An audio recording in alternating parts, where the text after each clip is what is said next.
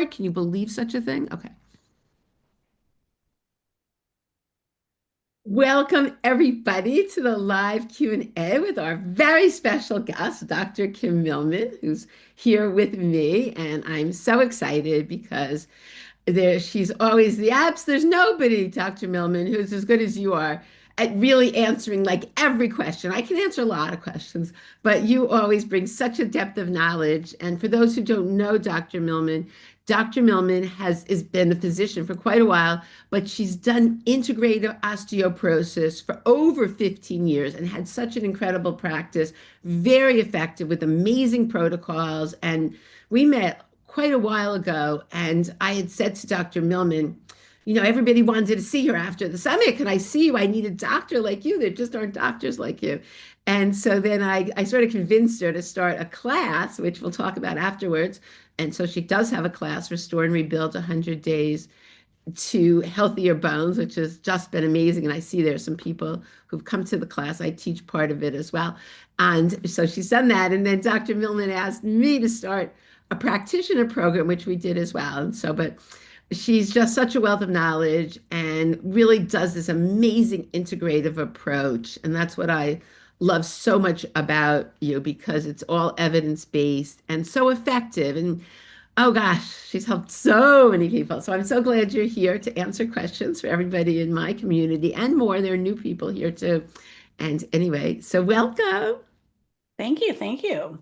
Well, before we start, and we've even gotten like new testimonials from students who have been in R&R. We call it R&R just to shorten it. We've gotten a new testimonial from someone in R&R who's been in R&R, I think maybe 3, 4 times. It just had a DEXA improvement. She's never been a patient of mine. She's just following. Hi, Kim.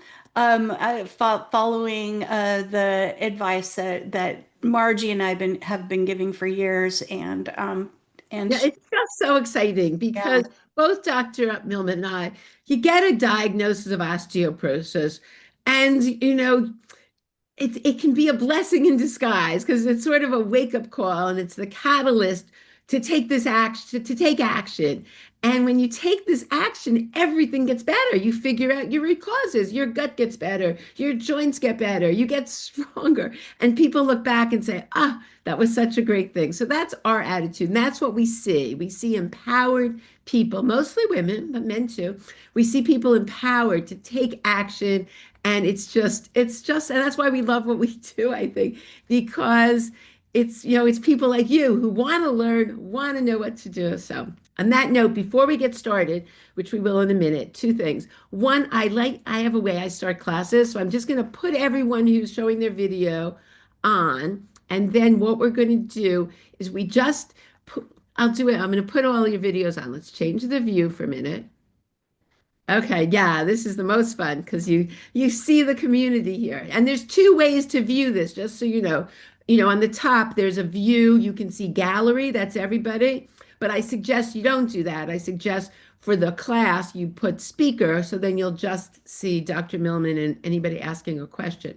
Anyway, but what I want you to do is put an intention out there that you're going to get something from this class, whether it's your question or somebody else, that's really going to have a positive influence on your life. So put the intention out there, first of all.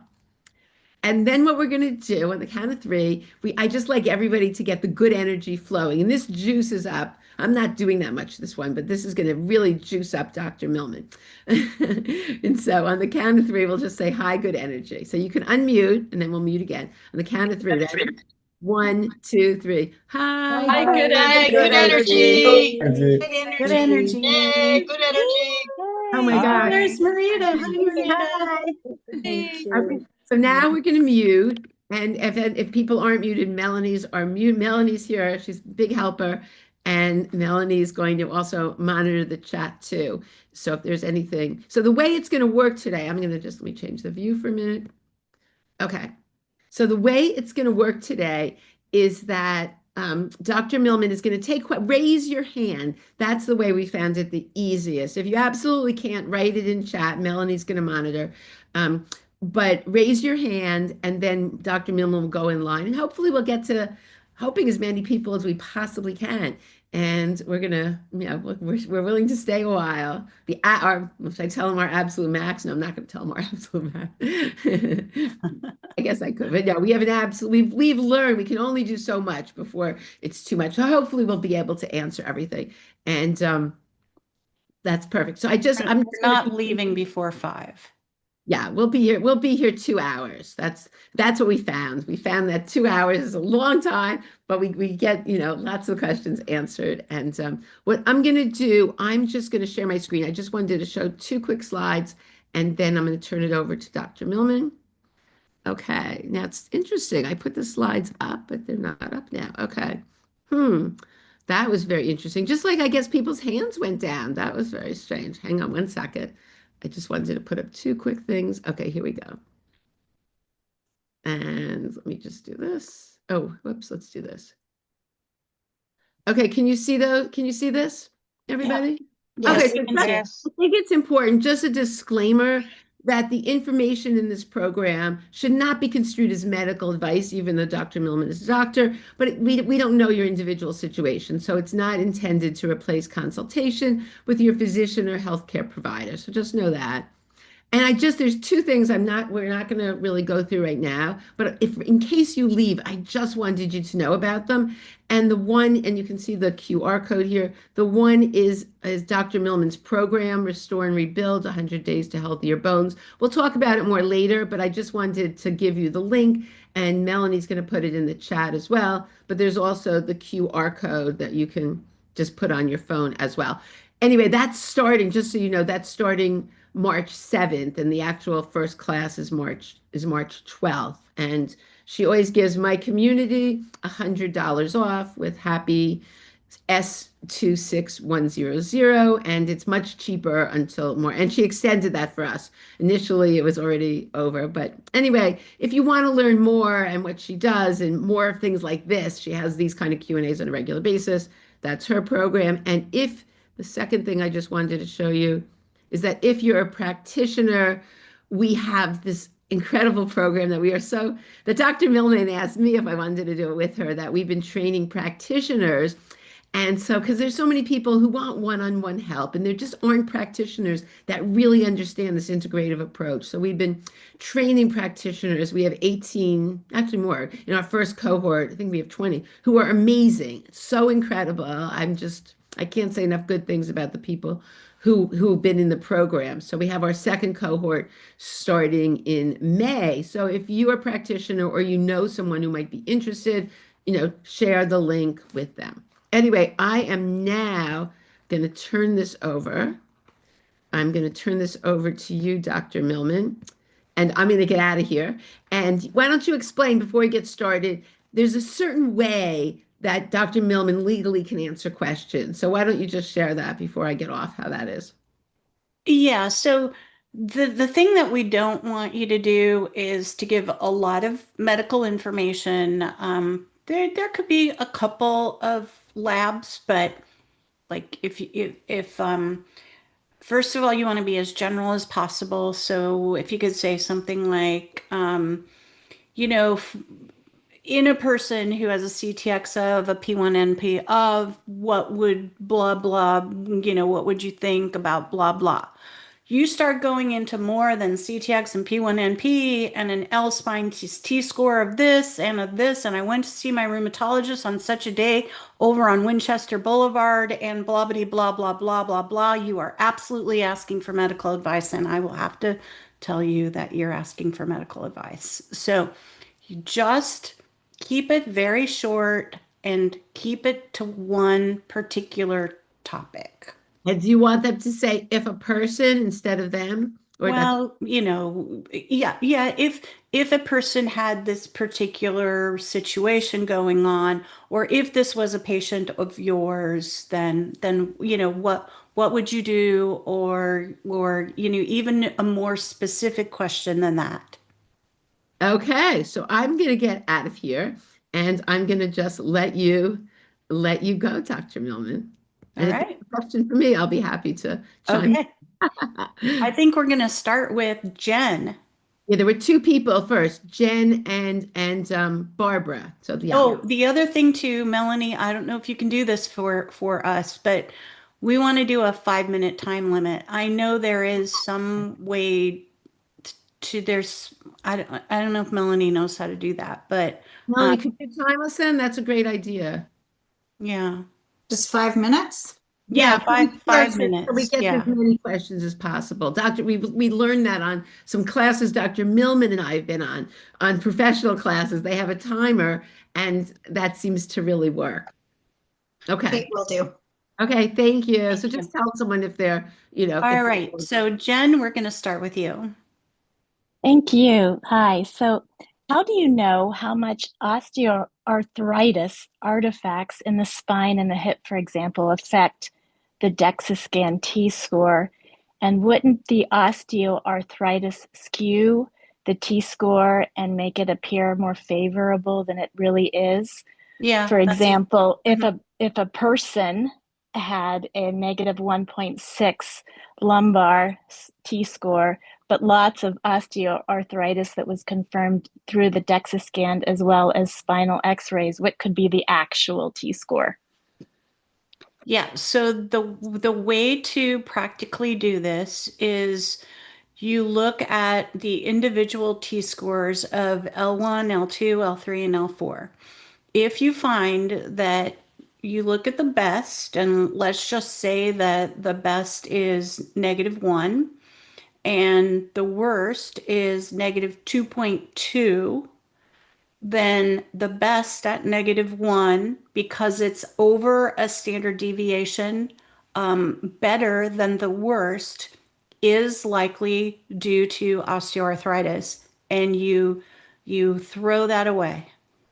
And you keep doing that until all of your vertebrae T scores are within a standard deviation. And if you have a really, really good report, which I don't see at all from, I see it very rarely, that actually will give you L1 and L2 T score, L1, L1, L3, and L4 T score. L2, they'll give you all the combinations and the T score if you get a really good report. And then you figure out which ones you have left, and then you get your T score from that report. That's the way to do it. Okay, thank you. That sounds labor intensive, but I'm willing to do it. Thank you. It's okay. Let's see. How can I help you? Okay, so let's just do one really super simple. Okay, so best score at L1 is -1. L2 -2.25, L3 -2.5, L4 -2.5. You're going to throw out the -1 because it's the best one and it's -1.5 standard deviations from -1 to -2.5. Difference is -1.5 standard deviations. L1 gets thrown out. L2, L3, and L4 are all -2.5. T score is -2.5. Okay, that really simplifies it. Thank you. You're Thanks so welcome. much. You're welcome.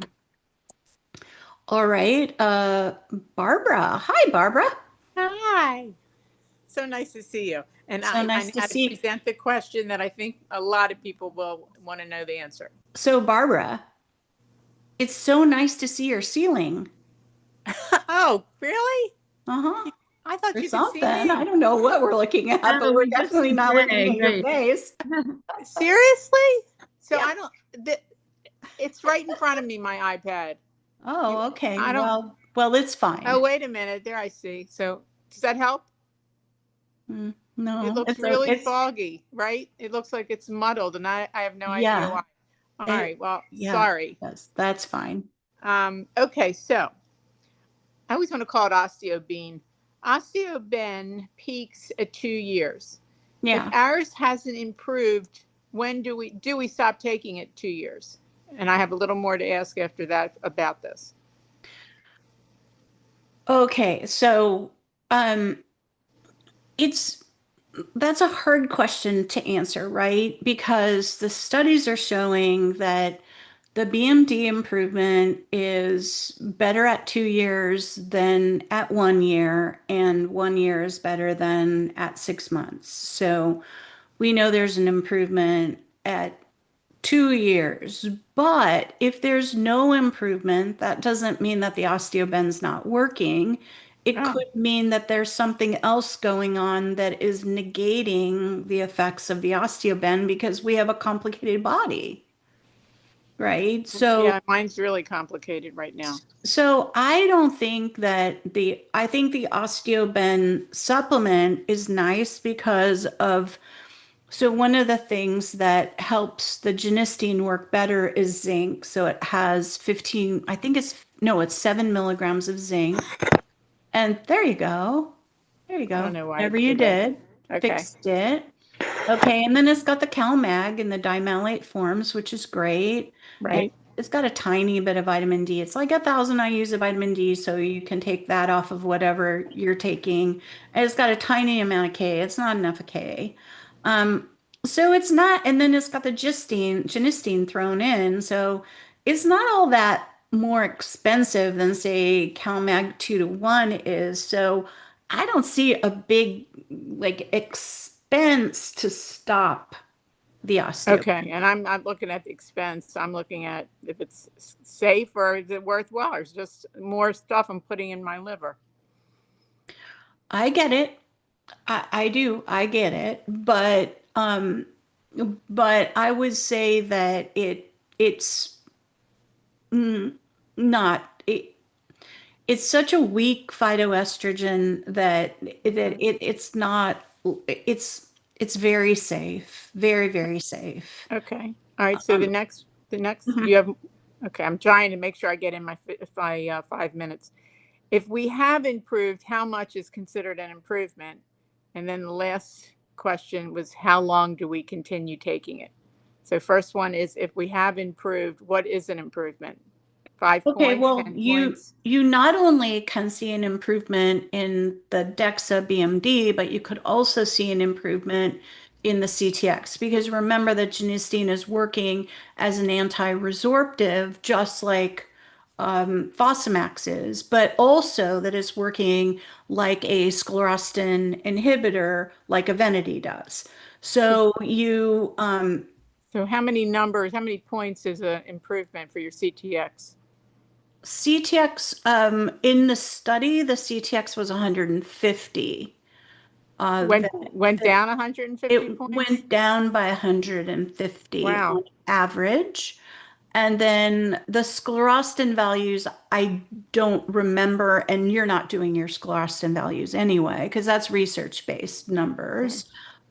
But remember, sclerostin Evenity, that's an anabolic, so could be helping to build. And I don't remember the BMD improvement, but it was as much as Fosamax. I think it was something like 3%. God, I read an article saying 5 prunes a day is as much as Fosmax. And it wasn't a little silly article. It went on and on and on. Well, that's because it's really high in boron. Right. But that's interesting. 5 prunes. The article was about what's the best food for osteoporosis. And it went on very, very, very detailed. So, boy, I'd much rather eat 5 prunes than take a drug any day. Of course. So, Of the course. last one, how long do we continue the osteoben if we're having success? Forever. Forever. Okay. Since it peaks at 2 years, you just keep taking it. Okay. If you want to lose the effect, Yeah. yeah, Well, it's not going to be a long-lasting effect if you stop it. okay. And how long stopping it? Like if you take a breather on your supplements, sometimes you just can't take another one, so you take a couple days off here and there. Is that okay? Oh, of course it's okay. Okay. Okay. All right. It's Thank even, you so much. I have patients who will take a trip and they'll go to Europe and they'll go, there's no way I'm taking my supplements with me. And I go, well, go have fun in Europe. Okay, because I'm like that. Good. I'm glad that's safe. I've Yeah. never taken them with me. Yeah, they might go to Japan for 6 weeks and I'll say, go have fun in Japan. Your bones aren't going to fall apart in 6 weeks. That's Thank you very five. much. Yeah. Yeah. Okay. Good to see you. It was wonderful to see you, and thank you very much. You're welcome. Karen? Hi there. There. Right. Hi. Is it, wait, not No, me. no, Is it me? no, Karen Lewis from it's Karen Vancouver. Lewis. Yeah, that's right. Hi, Dr. Millman. I'm so Hi, happy to be Karen. able to ask you a question. I've got some of these info things of yours regarding oxalates. Okay. And my question is, so I know it's really important to know how much calcium you're taking and absorbing. Yes. And but I'm also really interested in the fact that I can pair oxalate-rich foods with dairy or some form of Yeah. calcium to mitigate the effects of the oxalates because I'm prone to kidney stones. And remember lemon juice too. Lemon Yes, juice yes, is really important because it stops the yes, supersaturation of the oxalate crystals, especially in the kidney. right. Oh, okay. Mm-hmm. So my question is, does that dairy that I'm using to mitigate the effects of oxalates count as my daily amount of calcium or not? Probably not, but I think it's impossible to know how much calcium is going to be binding to the oxalates. I actually am nerdy just like you and thought about the same question myself. Is it a 1-to-1? Is it, every milligram of calcium is binding to every milligram of oxalate? What have I got going on here? What kind of relationship is it? I couldn't find the data. So, um, I would have to say that I'm kind of thinking that if you take around 100 milligrams of calcium with your meal, you probably and you've got a high oxalate meal or at least a moderate oxalate meal. I don't know how much you're binding. Really, I don't, Karen, but probably 50 to 100, 50 to 75 milligrams maybe of that you're binding. And then the other thing that I don't think that I really, I did discuss it a little bit, but Trudy Scott just made this comment on her blog that nobody is talking about this. And I know that I talked about it, but I want to say a little bit about this, which is that when you have a gallbladder problem, you're not making enough bile. You don't even have a gallbladder. You don't have a gallbladder. You're not making enough bile, even though you have you have a gallbladder. Bile salts and bile acids are binding up fats, right? And they help the fats to absorb into the cells in the gut. And so the fats are no longer just, out there in the lumen of the gut. Now, if you don't have enough bile salts to bring in the bile acids, to bring in the the fats will stay out there in the gut lumen, and the fats will congregate around the calcium, and the calcium will be unable to bind to the oxalates. So it is really important, and some people feel a lot better when they have symptoms of oxalate toxicity when they take ox bile. So they can take ox bile as a supplement, and there are also nutrients that can help bile flow. I actually will probably add a little bit of this to R&R because it sounds like you're in R&R and you're starting with you're not? No, Oh, okay. not Well, yet, but okay. I hope Okay. to Well, someday. But probably. number six is what you're talking about here on this Yeah. thing See, that you I put do talk together. about it, huh? Yes, Trudy yeah, says nobody talks about it, yeah. but that's really important to, potentially take ox bile too for oxalates. Okay. It can help a lot, and that could take. I feel like that could be as good as taking calcium. Ah, okay. Wonderful. Thank you so much. And the other thing too is if you don't have enough ox bile or lipase to absorb your fats, remember vitamin K and vitamin D are fat soluble vitamins, so you may not be absorbing those vitamins, which is not good for your bones. Ah, right. Well, in Canada, you can only buy vitamin K in 120 mcg amounts, Wow. which is really frustrating. Hmm. So, Maybe, I mean, I'd maybe have to take Marty, 50 of them or something a are you day. sure about that? I am I'm absolutely sure. Yes. absolutely sure. I've asked my naturopath. I've asked people at, special pharmacies that, Hmm. yeah. Because I know we had a Canadian student and we were helping her get some um, supplements and we were using iHerb. Yeah, I, there's a lot of Canadians in my community as well. If anyone's here from Canada and you know about this, or you get it from a different way, just write it in the chat if anybody has information on that.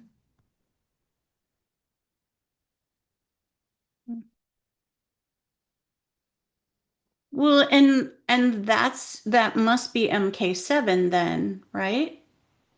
No. It's K1? Um, what is it? I think I thought it was K2. Yeah, it's K2, but MK7 is in micrograms.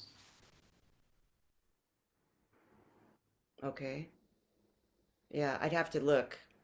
Well, I'd have 100 to check. micrograms would be a decent amount of MK7, but I'm recommending all three Yeah. because of extensive research that I did on both the prevention of fractures with especially MK4 and then the potentially reversal or prevention of vascular calcifications. And the studies were done on K1 and K7. So now I recommend all three. Mhm. Thank you, Karen, for those questions. And Denise, you're next. Hi. Hi, how Nice are to see you? nice to see you again. Good Yes. to see you again. All right. Um, so this is gut. If someone had done a wheat zoomer and lectin zoomer like about 2.5 years ago, maybe a little more, Yeah. and the wheat score was greater than 6, Uh-oh. soy score was 5.4 with a IgA of 5.0 and a IgG of greater than 6. Now, I know in your course at one point, I remember you saying, well, some people can go back to gluten, Yeah, some can't. I did And, say that. and sometimes eating all gluten-free, it can get very sad for me. Yeah, I But understand that. I'm a little doing better since, I don't know, about a month now. But anyways, I was curious, how would you approach the idea of going back to gluten? How would you approach that? And how would you monitor that to know that this is okay or this is really yucky? Yeah, I would, oh boy. I mean, that's really a hard one. Because And of the and fact, can you go back? Someone told me a while ago, oh, if you've been off gluten for a while, you can never go back. And that really scared me because I'm like, I yeah, always thought there might be some hope, maybe. I don't think that's true that you can't go back, but there's two ways to monitor whether you're reacting again. I mean, one way is obviously that if there are any symptoms that come with the reintroduction, then you have to pay attention to that. And then, but the real way to know would be to repeat the wheat zoomer. And after about, I would say, 8 weeks of reintroduction. But really, in order to know, and this is going to get pricey, really to know, it would be doing the wheat zoomer. And if you really need to know for the rest of your life, and with such a high score to begin with, you may be in this category. You do the wheat zoomer before you reintroduce, and then at about 12 weeks, like at about 3 months, then you redo the wheat zoomer and see if there's a change. And you can also do that with CTX.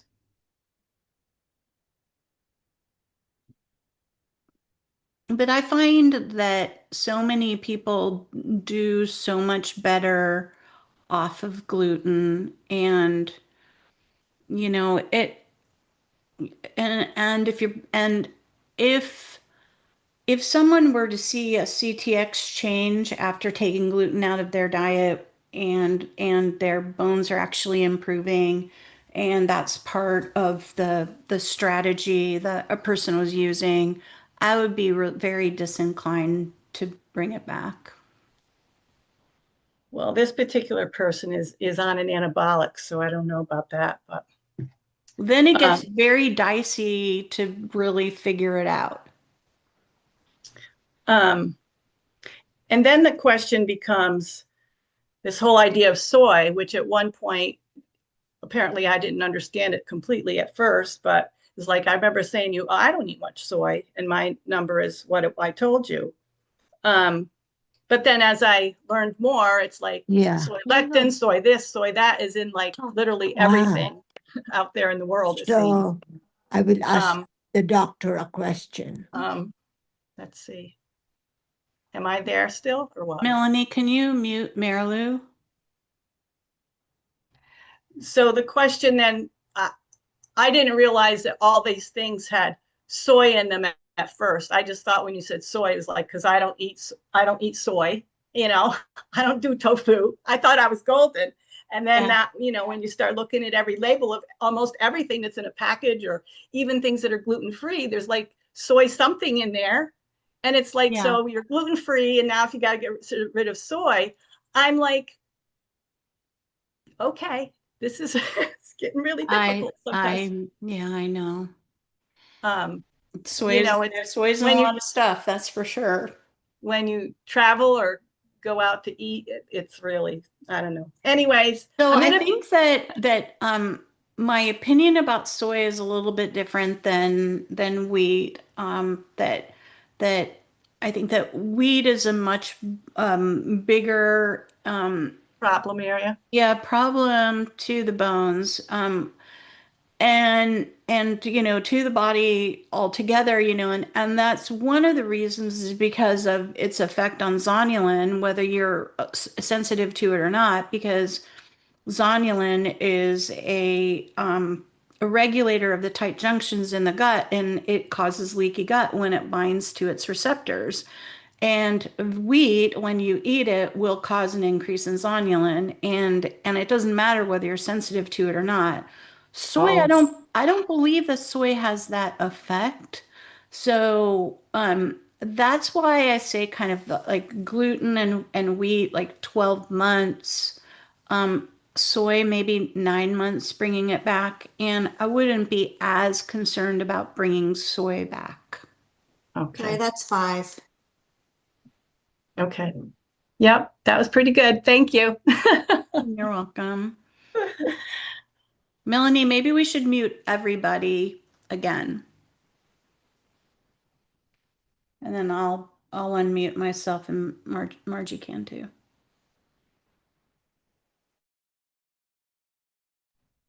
Okay. All right, Robin, you are next, and you'll have to unmute yourself. Hello.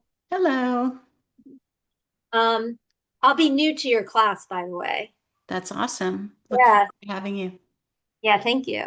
So, what kind of success rate have you seen using HRT to treat your patients with severe osteoporosis?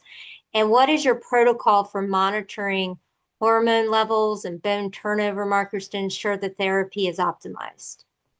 Okay, so those are really nice general questions, but maybe a little too involved for today. So I'll do my best. So Okay. one of my patients had now.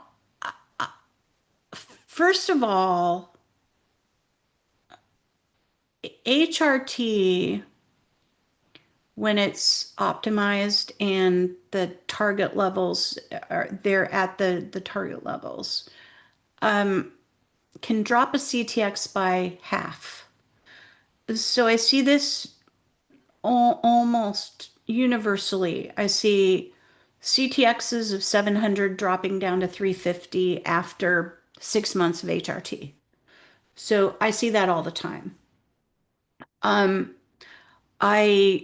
have a patient who she's 4 years in now into HRT. starting with me, and she is up by 13.5% on her lumbar spine. She went from a negative 3.7 to a negative 2.8 in her lumbar spine. I see the lumbar spine BMDs getting better with HRT and the hips stabilizing. Now, I do actually believe that the hips are getting better, but they're not showing on the DEXA scan. And there's some and there's some research studies where I can say that's probably true. Like in the vitamin K studies, there's like this volumetric CT scan that they can do to show whether the bone mineral density is improving. And they do this in research studies, and they don't do it. We don't do it, right, in practice. But there's many studies that show volumetric CTs getting better at the hips, like with vitamin K. It gets better at the hips, but we don't show it in the BMD. Onero, the Liftmore study, Belinda Beck said that they saw improvements in the hip on volumetric CT, but she didn't see it in the DEXA. And so so I think that that's actually going on in HRT, but I'm not perfectly sure of it. And as far as monitor now, I can't say that everybody's at 13.5% at 4 years, but I can say that many of my patients show those kinds of 3 to 7% improvements every year in the spine, and that the hips stabilize. But yeah, I'm not seeing the hips actually, the BMD improving on the DEXAs with HRT. Monitoring, I do a lot of monitoring. So I'm doing blood monitoring, and so if somebody is on a dose of HRT that I just started, until they get to their target, I'm monitoring them every 3 months. I'm monitoring sensitive estradiol, sensitive testosterone, and DHEAS until they get to their target. Once they're at their target, then I'll back off to maybe once every 6 months for a couple of times. And then I'm anywhere between every 6 months and every 12 months monitoring serum levels. I always do a dried urine Dutch estrogen metabolite markers once a year to make sure those are going in the right direction. And I'm having people keep up with their yearly mammograms. I'm having them do transvaginal, transabdominal ultrasounds to look at the endometrial thickness to make sure that I get it at baseline, and I'm making sure that is not going up and substantially. And so there's a lot of monitoring that I do, and that most traditional gynecologists don't do as much monitoring as I do. Some naturopaths will. And then my targets are a little bit different than I would say, because of the fact that I've done so much research in the bone sphere and know what it takes to improve the BMD. And then I'm taking into account some of the safety data where there's something called the timing hypothesis. And the timing hypothesis is that women who are greater than 10 years after they start after their final menstrual period, if they start hormones after 10 years, or they're older than 60, that they have an increase in progression of cardiovascular disease if they start hormones. But what they found was that did happen, but it was dependent on the estradiol level. So the one of the lowest levels where that started to really take off was 30, 35, 40. So I keep my older women in that 20 to 35 range, and I'm always looking at cardiovascular markers. So. Okay, perfect. And how long can you be on HRT? I would think you'd have to do it for a long time if it's this, because osteoporosis, right? Indefinitely. Okay. And that's safe. I guess they're finding that's safe to be on it for that I long. mean, the big Medicare study that was just done was in Medicare women. They were all older than 65. And so I have a woman who's 82 on hormones. I have so many women in their 70s on hormones. And Right. and and if you think about it in the end game, so if somebody goes on HRT and they have an improvement in their BMD and then they go off HRT, what's just happened? They just went back into menopause. Okay. Can you, Dr. Millman, can you call on Kimberly Johnson? She had her hand up and then a while ago and she has to go in a little bit. Sure. Uh-huh. Sure. Okay, Robin, see you soon. Okay. Thank you. You're welcome. All right, Kimberly Johnson.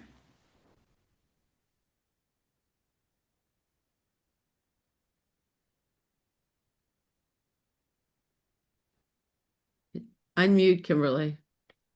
Okay, there you go. Okay, good. Thank you. You're welcome. Hi. Hi, Dr. Millman. Hi. I worked with you back in 2024. I And recognize you. Hi. yeah, hi, it's wonderful to see you.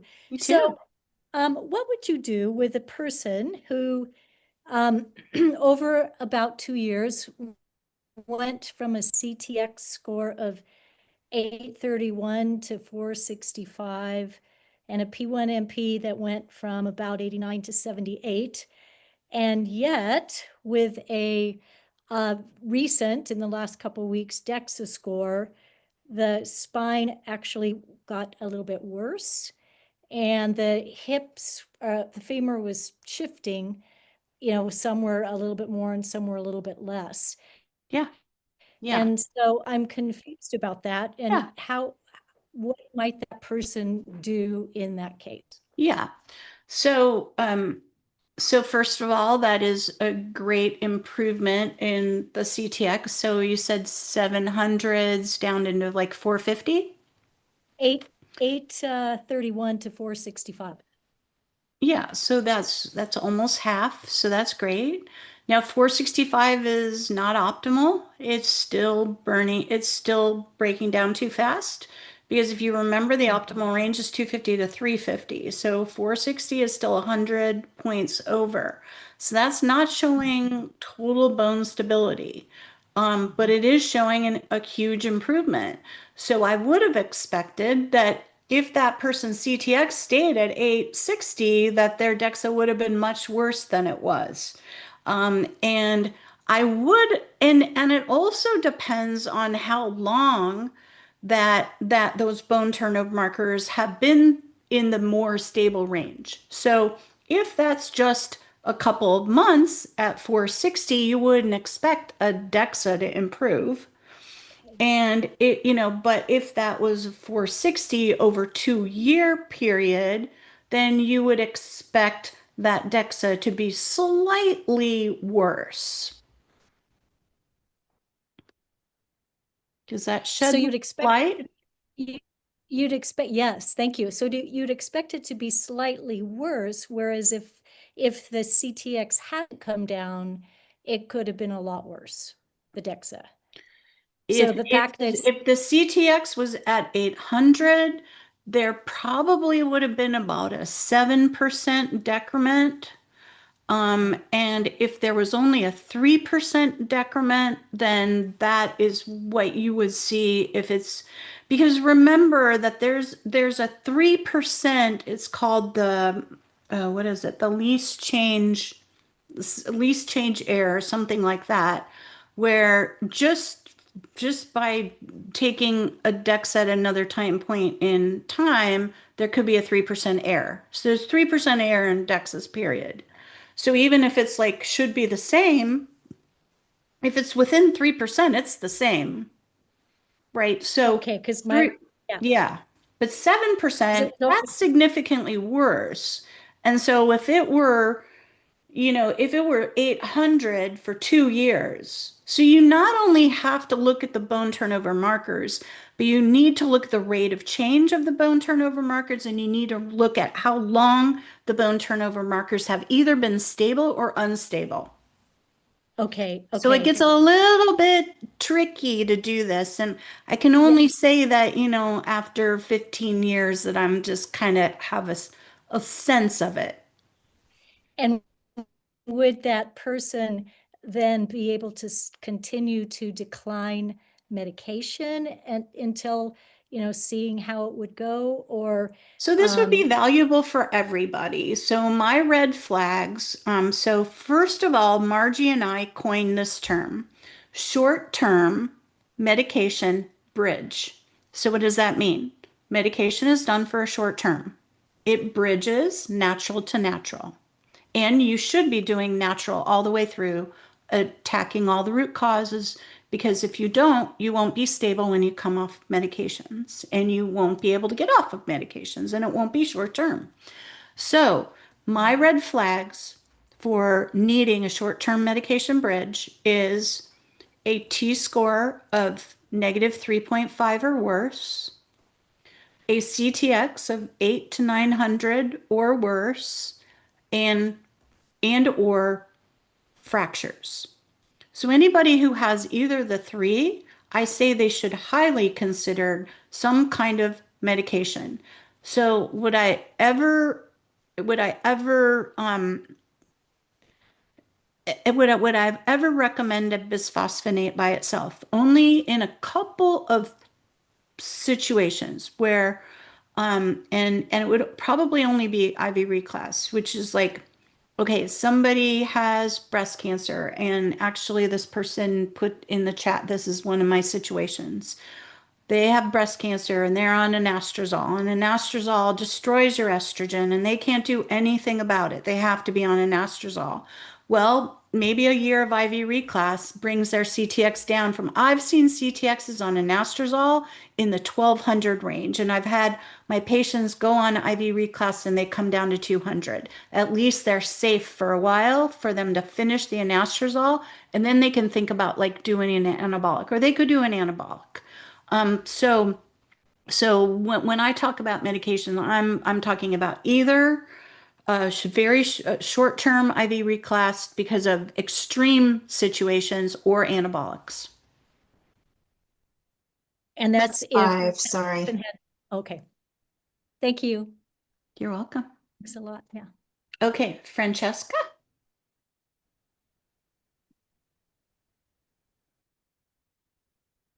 Hi, thank you. Hi. I'm very glad to be here. It's the first time I've been on one of these, and I will be doing the class, so I'm excited about that. Awesome. Yeah, me too. Look forward to seeing you.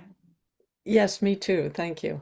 What would you do if you saw a DEXA from, a difference in the L1 to 4 from 2.6 to minus 2.6 to minus 3 over 2.5 years, but a dual femur from minus 2.9 to minus 2.5 over the past 2 years, and the endocrinologist saying you must take bone medication. You will just change the brands in order to avoid bone tumors.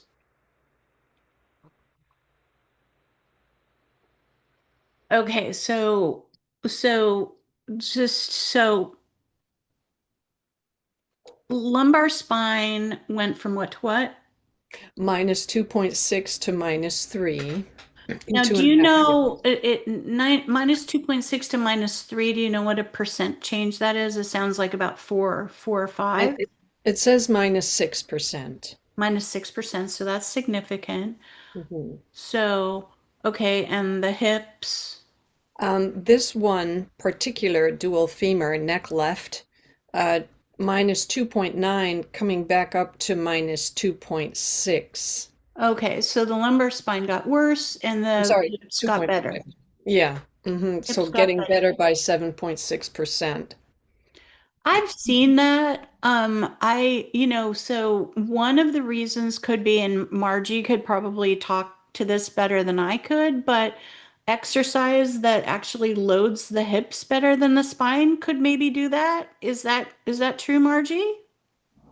Yes, a lot of times people do all sorts of hip things. They're jumping, they're doing a lot of leg things, and they're not doing the spine. That's one of the, you really need to work on the spine extensors and muscles that attach to the spine. So we do see that. Are you doing an exercise program?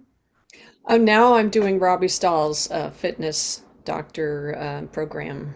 I'm not sure exactly what that contains, but if it contains more things for the femur, yes, you could see that where you've improved and then you just really need to do more. Yes, so that could certainly be one Yeah, of and them. I think that metabolically, I don't really see the spine improving and then a hip getting worse. I don't see that. I mean, it probably has happened here and there, but and then as far as you must go on medication, um, I, you know, so so I had a patient. I think maybe it was Wednesday. And yeah, it was yesterday. Yeah, so the patient, she wasn't at negative 3.5. She was at negative, I think she was at negative right around the numbers that you just gave me. I'm not going to say they were yours, but they were around the same numbers, like negative 2.9, negative 3.0, something like that. And I Sorry, recommended what? that those. Oh, yeah. Cool. Okay, Jeanette, mute yourself. Oh, okay. So they were around the 3.0 numbers, and I told her that I thought she should go on medication. Now, why? Okay, number one, she doesn't want to go on HRT, which is totally okay with me. She's already on a restricted diet. So she's already taken dairy and gluten. She's already done the food stuff.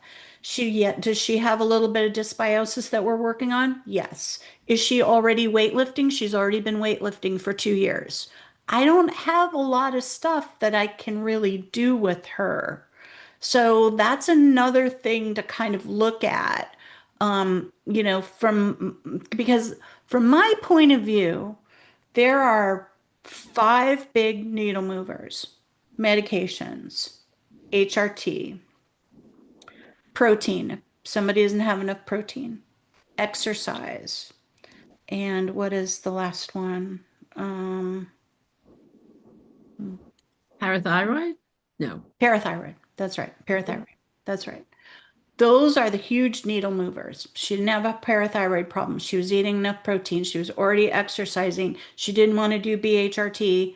And and God, now what is my last one? So anyway, so I don't have a lot of things that I can do. Now, all this other stuff that I think is really important, sleep and stress and some of these things can actually be needle movers too, but they have to be pretty extreme. Most of the time they just stabilize and they're not like huge needle movers by, improving everything. So for her, I was like, yeah, I think medications. So it's a very complicated decision to make. But I think in a lot of cases, I feel like the endocrinologists just don't have enough tools in their toolbox to think about things in a different light.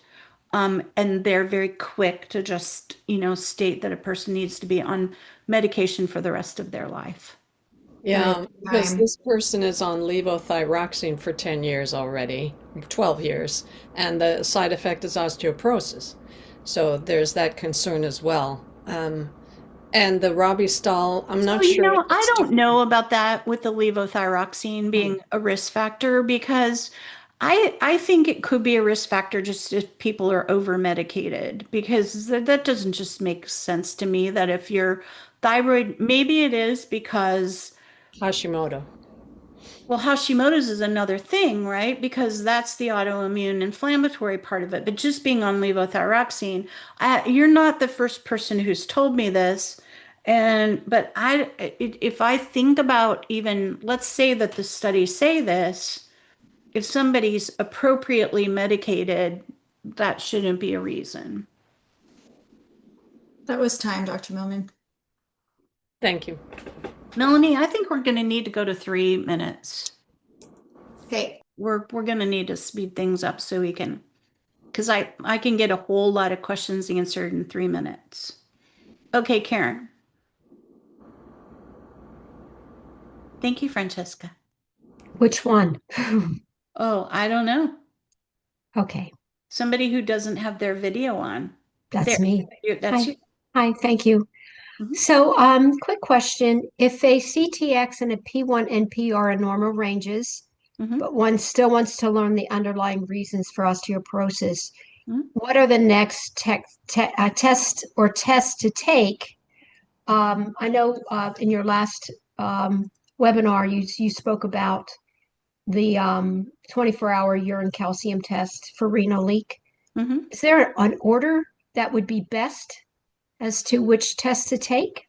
Well, what I would say would be, because I have somewhere between a half an hour and a 45-minute webinar on this. We have a podcast on it. It probably would be good for you to listen to the whole podcast. But you absolutely have to know the parathyroid stuff. You need to know. Okay. So, but there's I a listen. I there's a I whole actually list. listened to that, and I made a list. And the parathyroid is okay. What I haven't received the results from the 24 for the renal leak for the 24-hour urine Mhm. test yet. Mhm. Calcium and vitamin D are good. So the CBC I know is important. Well, that came out fine. That's Um, MCB. so I just was thinking maybe it's the GI map.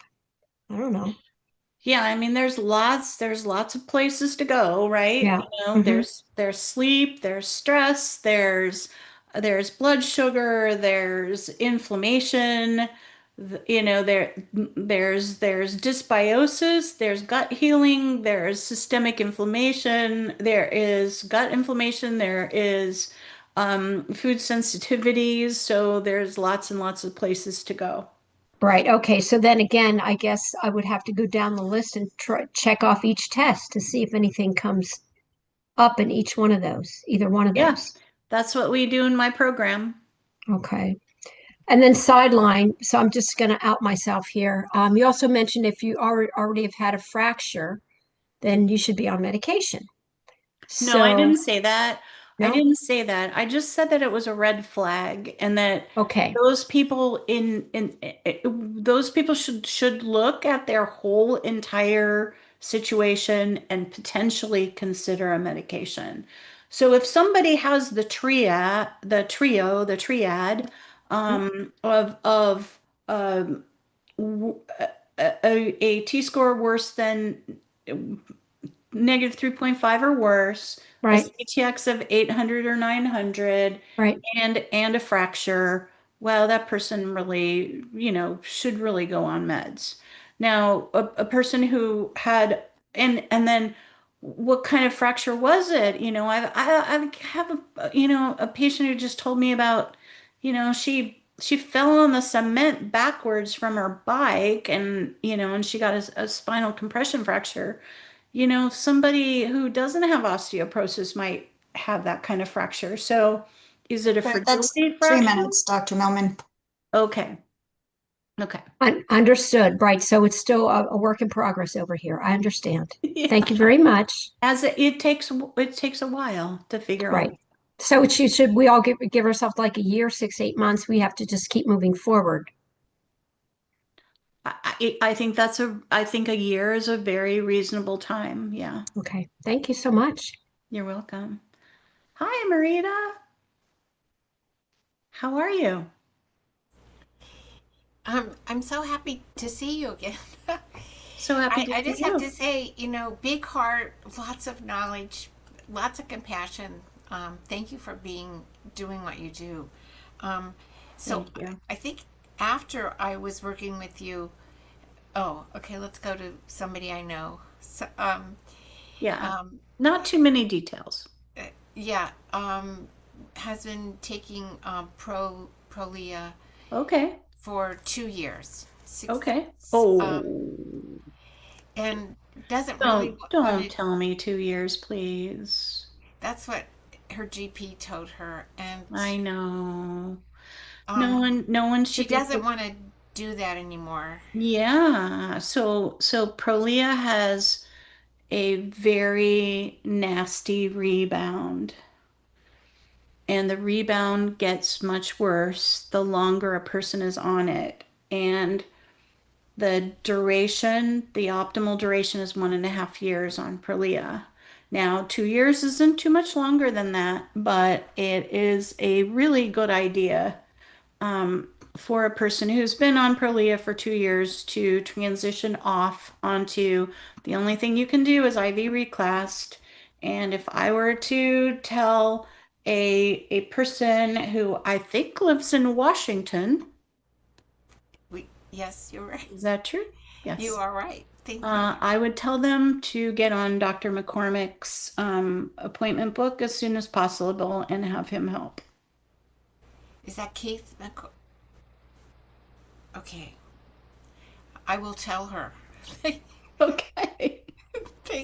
Thank you so much. You're welcome. Cynthia.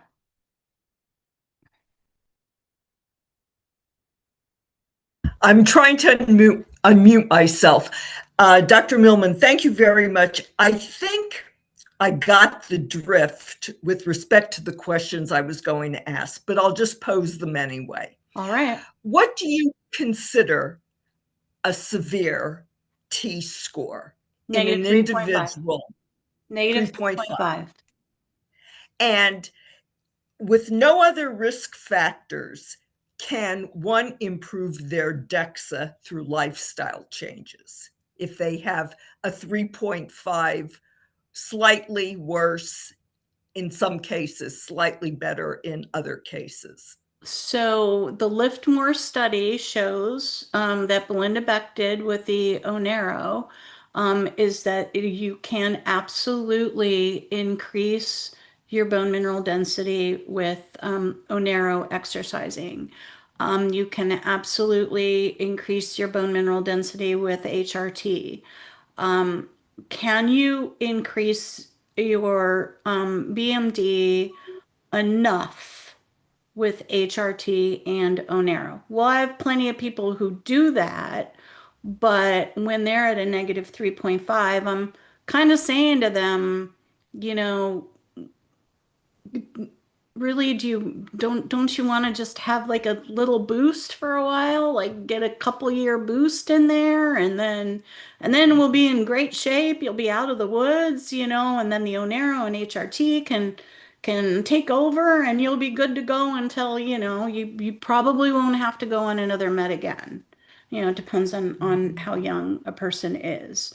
It also depends on how active that person is too. If they're super active, that's another reason to want to go on meds earlier than later. Thank you. Does that help? Yes, it does. Okay. All right. That's why I was saying those are the needle movers: HRT, exercise, protein. If there's a parathyroid problem, and meds. Those are the needle movers. And Evenity is the best needle mover we have. Judy. And I'm not afraid of Evenity, and I recommend it a lot to my patients. Hi, hopefully this is the Judy that you're Hi, asking. Judy. Yes, Hi. you're next. Yes. I'm actually going to ask the question about why cancer people shouldn't take the class. Yeah.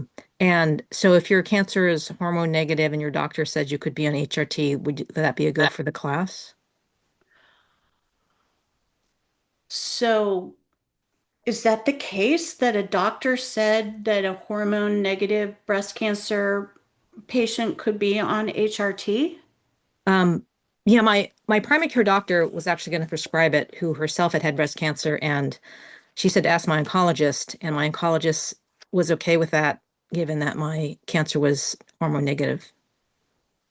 Wow. And there's a lot of people who, I don't know if you're familiar with Sharon Stills.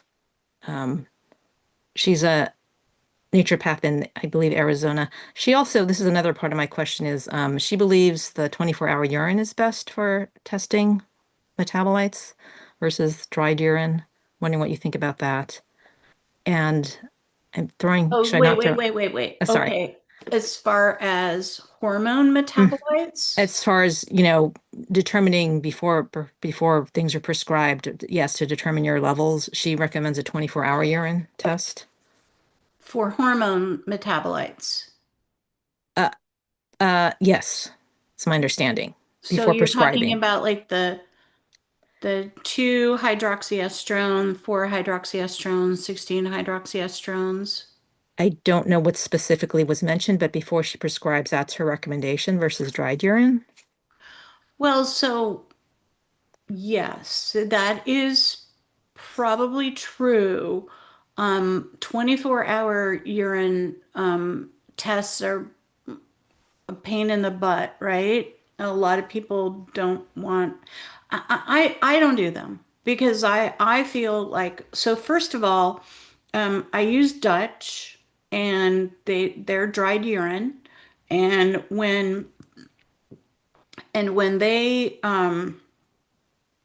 have validated studies to show that their dried urine is very comparable to serum levels in the way they portray them within their dial system. So because their dried urine has been validated, I use Dutch. And the dried urine that is taken over multiple points in the day is one of the best approximations of a 24-hour urine test. That's why I use them. Now, I'm not going to argue with an integrative oncologist. I'm not going to argue with a naturopathic oncologist where that's all they do all day long is look at oncology. I'm not arguing with any of them. That's not my wheelhouse. Just for you to know. Triple negative breast cancer's not my wheelhouse. Oncology's not my wheelhouse. My wheelhouse, because of the fact that I know that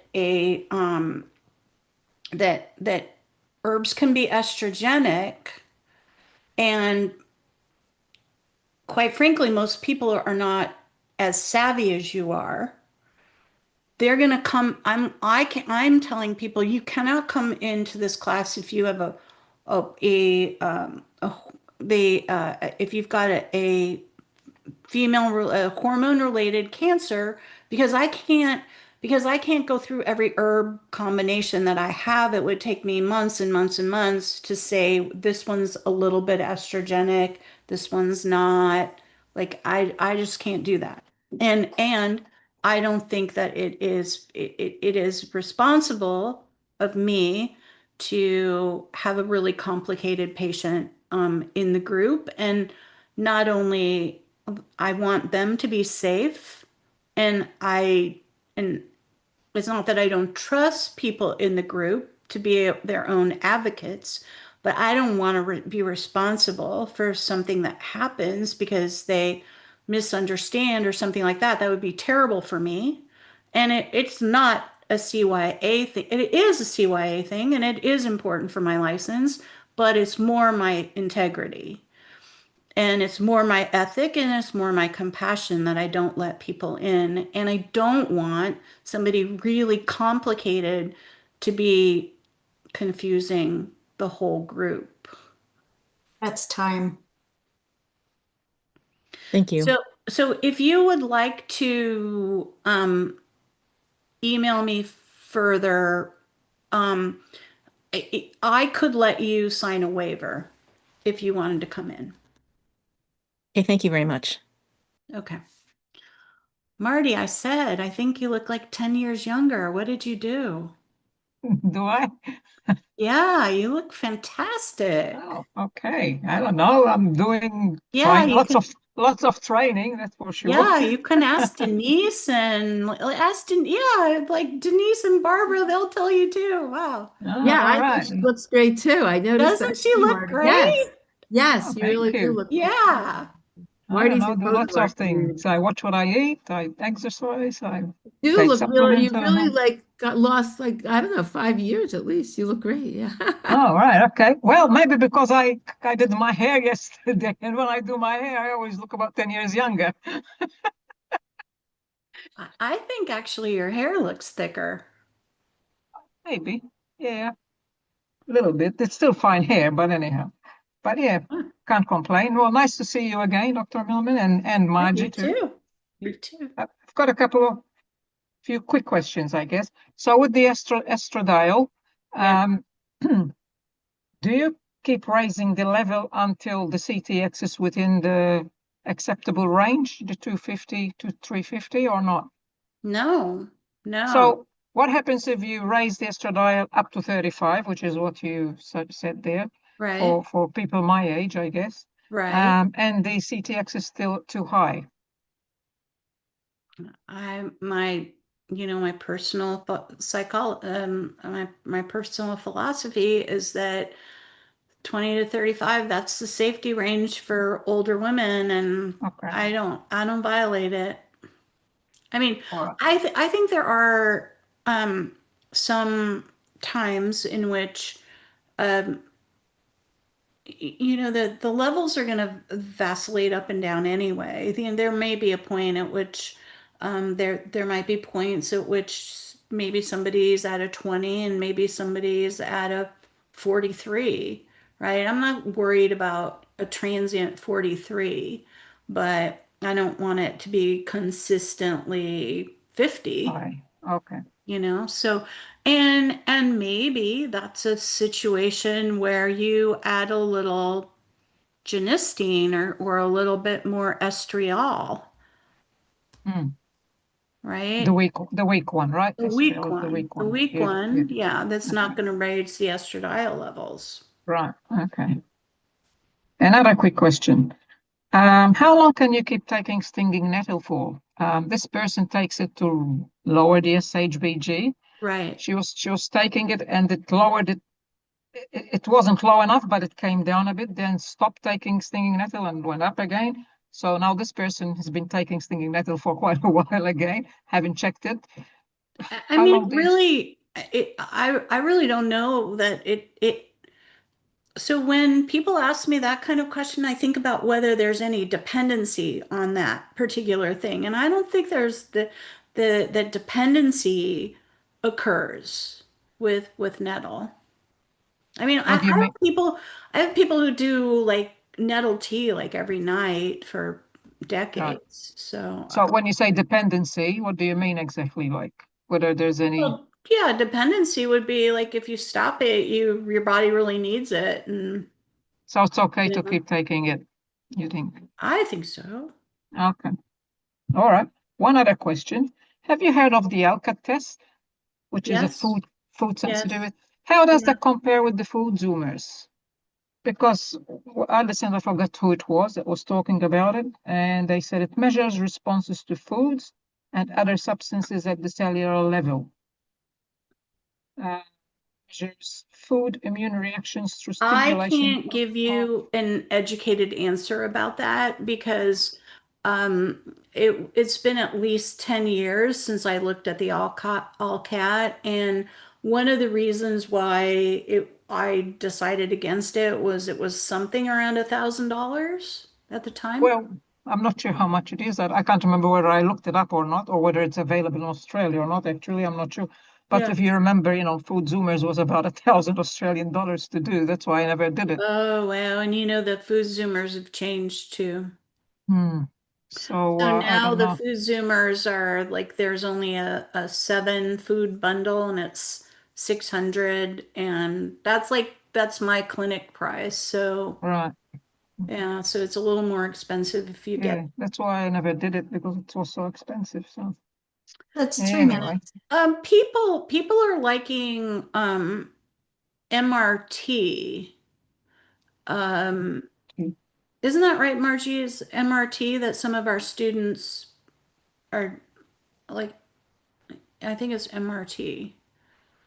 That looks interesting, and I don't think it's that expensive. Look that up. Yeah, okay. the students from restorative health, I think, are using that. MRT, right, Margie? Yeah, I think that's what it's called. Yeah. Okay. Okay, Dr. Millman, are you finished, Marty? The next person who says her hand keeps going down. Let me just find where she. Oh, okay. It's not Pam next. No, for some reason she said her hand was up and it kept going down. Michelle Cleaver, can you call on her? Yeah, we can call Thank you. Michelle, sure. Are you there, Hi. Michelle? Hi. Yeah, I'm here. So this person does urine, morning urine pH testing, Yeah. and it's always below the 5.5 limit of the test strip. And she's added electrolytes and does 200 milligrams of potassium, and that gets it up to about 6 most days. Are there other things that you would recommend trying? And is that morning urine testing a good way to do it, or do you recommend switching to a blood test?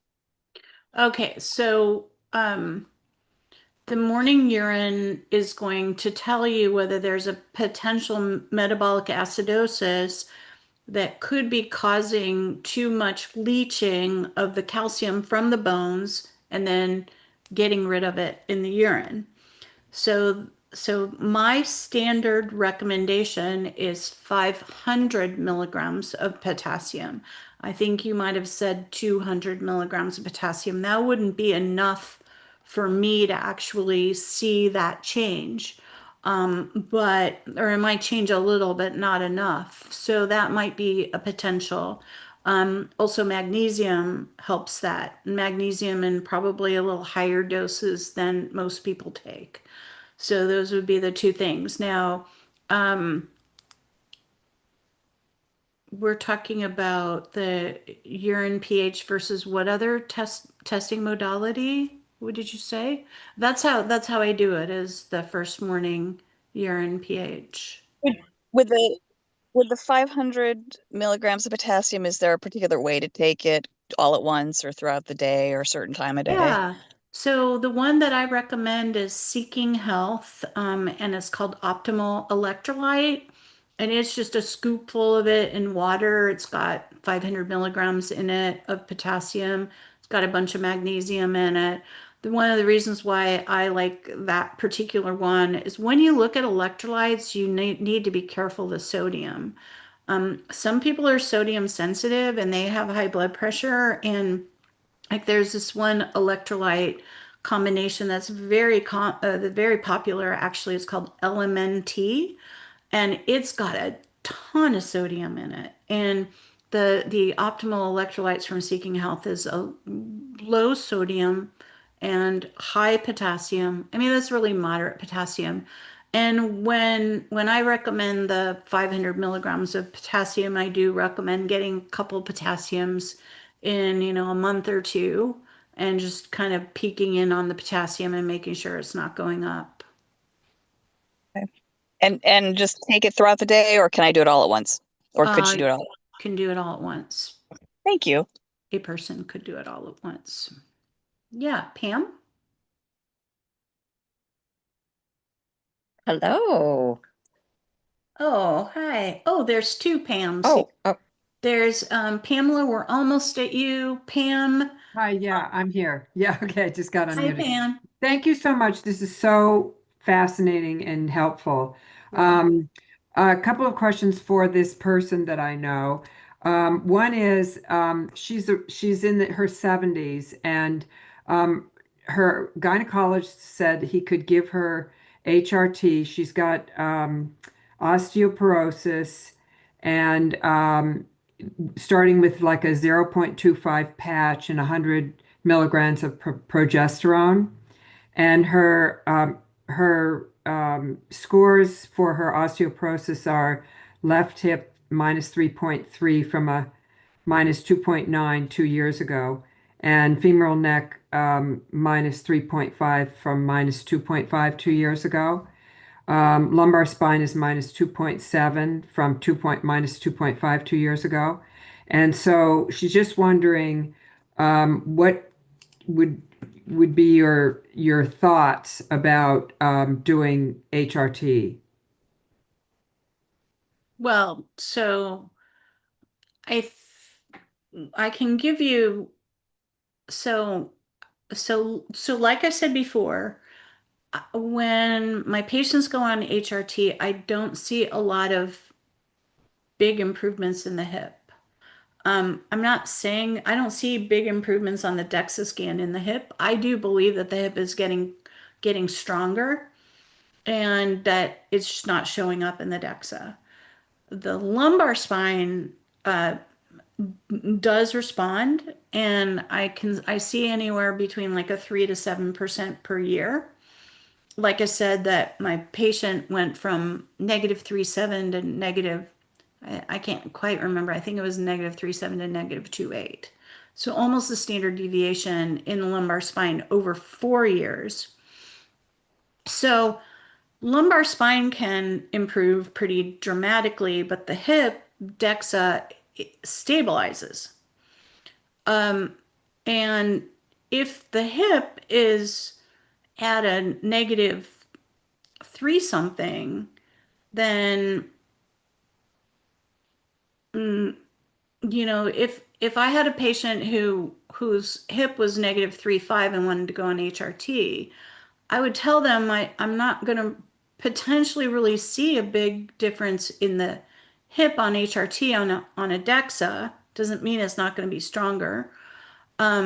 Exercise could definitely help, but maybe that's a medication case. Okay, yeah. And also she was prescribed Fosamax, and which she obviously worries about. And she's just wondering, some doctors say switch to Timlos, but you've been mentioning that you like Evenity. Is there a reason that you like Evenity over Timlos? Yeah. So I don't ever recommend Fosamax. I don't think I recommend Fosamax for anything. Dr. McCormick will give Fosamax as a rebound for Evenity and Timlos sometimes, but I prefer IV reclass. I don't like Fosamax. I don't like the bisphosphonates. I really don't. I think their only role is to be a rebound medication because they do not build quality, and the studies show that. And in fact, they worsen the quality over the course of 3 to 5 years. They worsen quality potentially. And so I don't like them. I don't prescribe them except for the extreme situation where I talked about the anastrozole and those kinds of situations where a CTX is just crazy and I need a bit of time to like kind of buy that person a little bit of time, then I might recommend IV reclass. And then the other situation that I recommend bisphosphonates is for rebound. So I'm just saying that as a general thing for just people to know that if people are getting recommended Fosamax, and if you're on it, that you didn't know, but I think they're outdated drugs and they have their role and a very specific role. So Timlos and Forteo are parathyroid analogs. There are anabolics, and they do a pretty good job of increasing bone density. Evenity is better. Evenity is stronger. Evenity has a black box warning on it for cardiovascular risk. So what I do for Evenity, and I saw that there was a question in the chat. What I do for Evenity is I look at a person's LP little a, lipoprotein A, and I check to see whether it's high or not. And less than 90 is normal. Like if somebody's 120 or 140 or 150, I might be really, really careful of them with Evenity and whether they have a coronary artery calcium score that's above 0, really kind of above 100, above 150. Somebody with a coronary artery calcium score above 150, LP little a above 100, I'd be really, really careful about Evenity. They can't have any like current chest pain or, symptoms. They really have to be evaluated by a cardiologist, but that's what I do in addition to what the cardiologist would recommend. But Evenity can provide almost a full standard deviation at the lumbar spine and anywhere like about a half of a standard deviation at the hip. And it's only 1 year, and then it has to be followed by all the anabolics have to be followed by a bisphosphonate. That's time, Dr. Millman. All right. Thank you. That's super helpful. Thank you. Okay. All right. Bobby. I have sun coming in my eyes and all over the place over here. All right, Isn't it time to get up and close your shade? Yes, it is. I was wondering about that. Oh, nice. It's so dark here. In the East Coast, there's no sun right now. Dark and cold, although it's better than it's been. It's actually hot in here. I can't even believe it. It's February. It's hot in here. Okay. All right. Let's go, Bobby. Oh, and Kristen said she can't raise her hand, so we should talk to Kristen too. I think we got Kristen in, didn't we? Or no? Oh, okay. Okay, Bobby.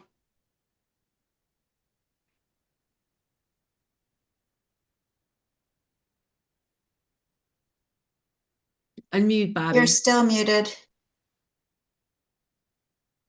Sorry about that. That's okay. All right.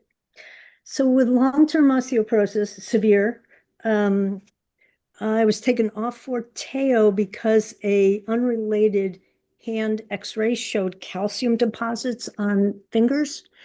Wondering if you think that's a good reason to be taken off it, but also, so then, because I had already been on it a year, the doctor has me on Fosmix, which I don't like, have avoided. All right, Pamela, way too much detail. You're definitely asking for medical advice. Bobby, okay, wait. Can't do it. Then. Sorry, Okay, sorry. Yeah, Bobby. So Evenity, take a piece of it Yes, and ask a general question about it. With Evenity, how long do you take it? Do you have to go off and on it? And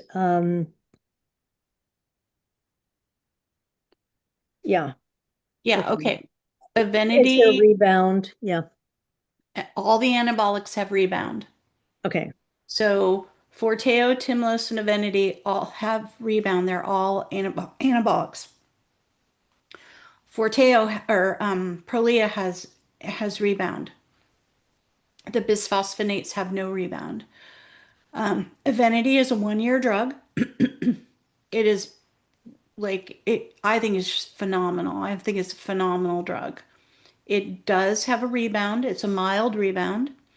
And so probably, my patients are on Evenity for a year, IV reclassed for a year and a half, 2 years, they're done.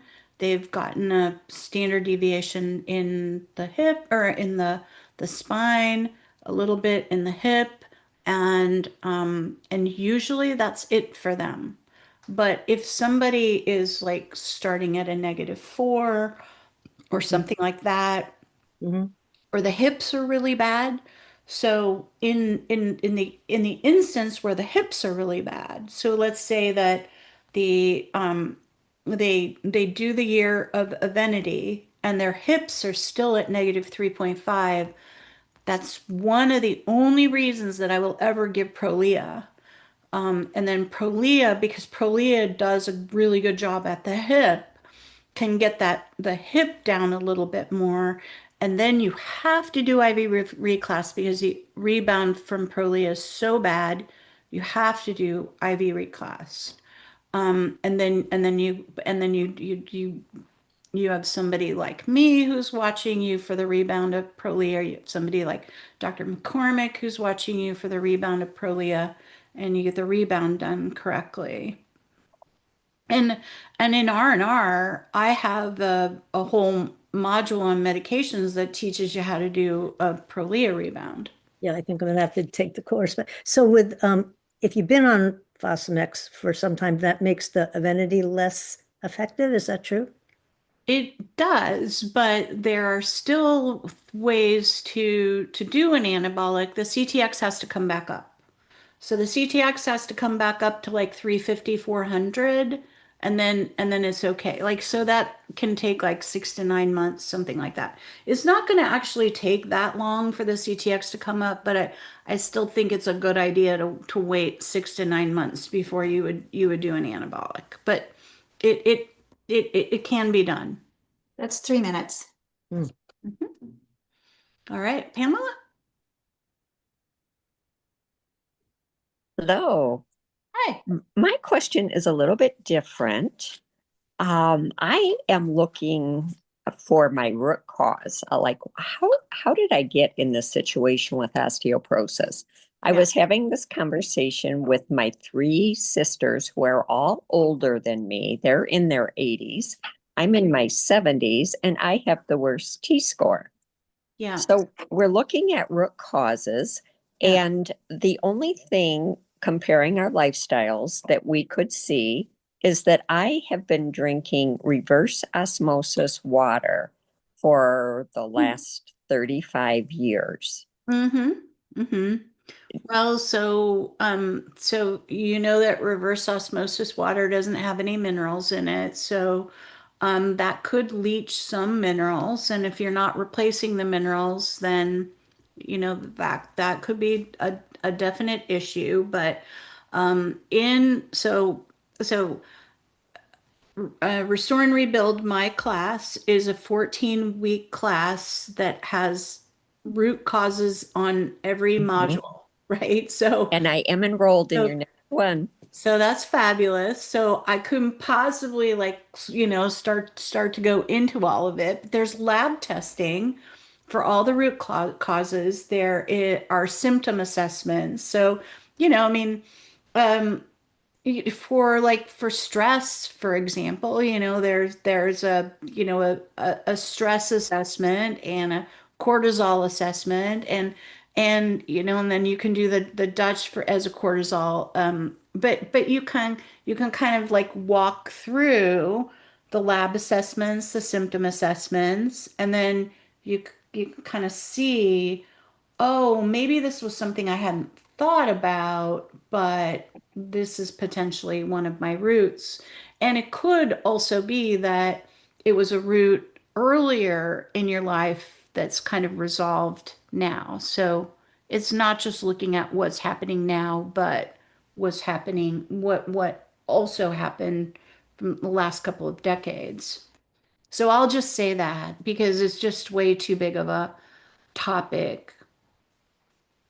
Okay, thank you. But you'll learn it. Yeah, okay. And I do want to give a big thank you to both you and Margie for just working so much with the osteoporosis community. Thank you. Thank you for that. Okay, so we have should we do Kristen? Because Kristen, we better. Well, let's do Kristen now. She has some. So go ahead, Kristen. You're probably gonna because Kristen has been in R&R several times. She is an extremely good student, and she's going to ask a couple of questions that are a little bit advanced. So if you don't, so go ahead, Kristen. How do you know I'm going to ask advanced questions? Because you put it in the chat. Oh, okay. I thought those were the easy ones. Those are advanced questions. Oh, or do you still use the GI map for your? I do. Your stool tests? Okay. I do. And then the what was the other one? The Dutch test has a new format now. I didn't know. Have you I do. done a video with the new one? the new format? I've done a video with the practitioners, but not for R&R yet. But I can tell you really quickly about it. So there's two sliders, right? And Yep. so the 2OH is the green one, remember? The Mhm. 4OH is the red one, and the 16OH is the blue one. So we always want more 2. So we want the ratio from 2 to 4 to be closer to 2, right? We want the ratio from 2 to 16 to be closer to 2. We always want the ratio to be closer to 2 because that's the protective one. On the slider, it shows you one side's the 2, one side's the 4. On the other slider, one side's the 2, one side's the 16. They have an optimal zone that goes from 20% to 80%. If you're in that optimal zone, they think that's okay, but I would rather see 50 to 80% would be better than 20 to 80% because that's a big range. Is And that their green zone? and you that's their green zone, right? And you always want that 50 to 80% to be towards the 2 because that's the Yep. good one, right? Yep. That's the only way that you that's it. That's Okay. the way to read that slider. I If like a the pie person, chart, oops, but I like the pie chart, but yeah, that's all right. Just a quick about heart health. If a person had like an optimal NMR panel and low oxidized LDL, good LP little a, pretty much all those basic tests, but still has a little bit, maybe a mid-20s calcium scan score, uh-huh. is trying to figure out what might be causing that and if any of those other tests are necessary yet at this point, kind of those more advanced tests. I mean, I'm not really that concerned about a 20 coronary calcium score. It's the cardiologists are kind of saying, well, that's mild to moderate. Yeah. Yeah, they say, I think their moderate is at 100 or even 200. So that's mild. Now, if I had a patient who had symptoms like chest pain or palpitations or something like that, I would send them to a cardiologist because, as you know, the coronary artery calcium scan is looking at hard plaque, not soft plaque, and the soft plaque is what's vulnerable. So then I might send one of my patients to a CT angiogram and get this clearly analysis, which shows the soft plaque. And then if there's hardly any soft plaque, I'm not really worried quite at all. And some of the later Cleveland labs that maybe you haven't done, which is like the myeloperoxidase and the LPPLA2, that's like if that stuff's positive, that's bad, right? So you can kind of, may give a person more peace of mind to have those later, because that's when like plaque is really forming and it's like the blood vessel is inflamed and part of that is part of the earlier stuff is HSCRP and you remember that Yeah. whole artery wall, Yep. right? The whole artery wall in the Cleveland labs. Right. Everybody see what a good student she is. I told you. I told you all. Thank you. Yeah. You're welcome, Kristen. Good to see you. So Susan L, not Susan Leibowitz, but Susan L. Yes. Can you hear me? Yes. Okay, because I can't see myself on the screen. I don't know where it went. But anyway, thank you for your time. Couple quick questions. Regarding collagen peptides, I have been purchasing a brand that touts theirs is the best because it has Fortibone, Yeah. which is a special blend, apparently has some clinical data behind it. Do you feel that that's necessary? Because it is pricey. I'm looking at another high quality, 100% grass-fed GMP manufacturer. Do you think the Fortibone is worth it? Oh, that's a hard question. You know, my preference is perfect amino over the collagen anyway. And so if somebody's going to spend money on protein, I'd rather see them do that. But it's not going to be exactly like the collagen. So some people like to mix the perfect amino and the collagen. And there's some, I don't know that the Fortibone is all that important. What do you think, Margie? This is Margie knows this too. I think that I like to use things that have research behind them. So if I'm going to use collagen, and they've done studies showing improvement in bone density and other things with the Fortibone, so I always choose. I like the Designs for Health. What is it? Every Body I'm trying to think. Yeah, It it's has whole whole body body collagen. collagen. Yeah. So I personally take that, and I take the Perfect Aminos. But I think that's just my feeling that, you might as well use something that has been shown clinical evidence. So that's, Right. yeah. Okay. And then what are your thoughts on REMS versus DEXA, Dr. Millman? Yeah, so DEXA's gold standard, right? I would never tell one of my patients not to get a DEXA. Like I'm always like, when's your next DEXA? When's your next DEXA? We're always looking at when they're going to get their next DEXA. If they want to get a REMS, they can. I consider it auxiliary additional data.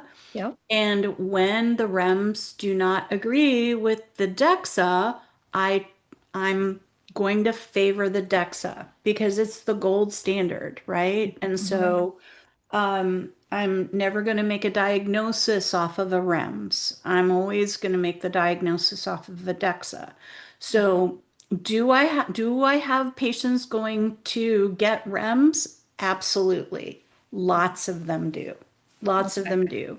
And we actually have one of the best REMS experts in the country coming up to Marin from North Carolina, which is Andy Bush.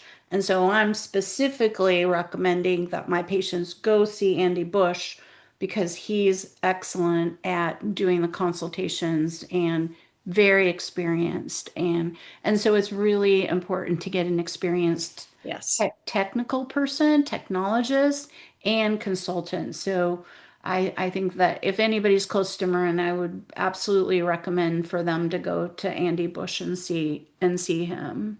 That's 3 minutes. Oh, shoot. Sorry about that. Maria?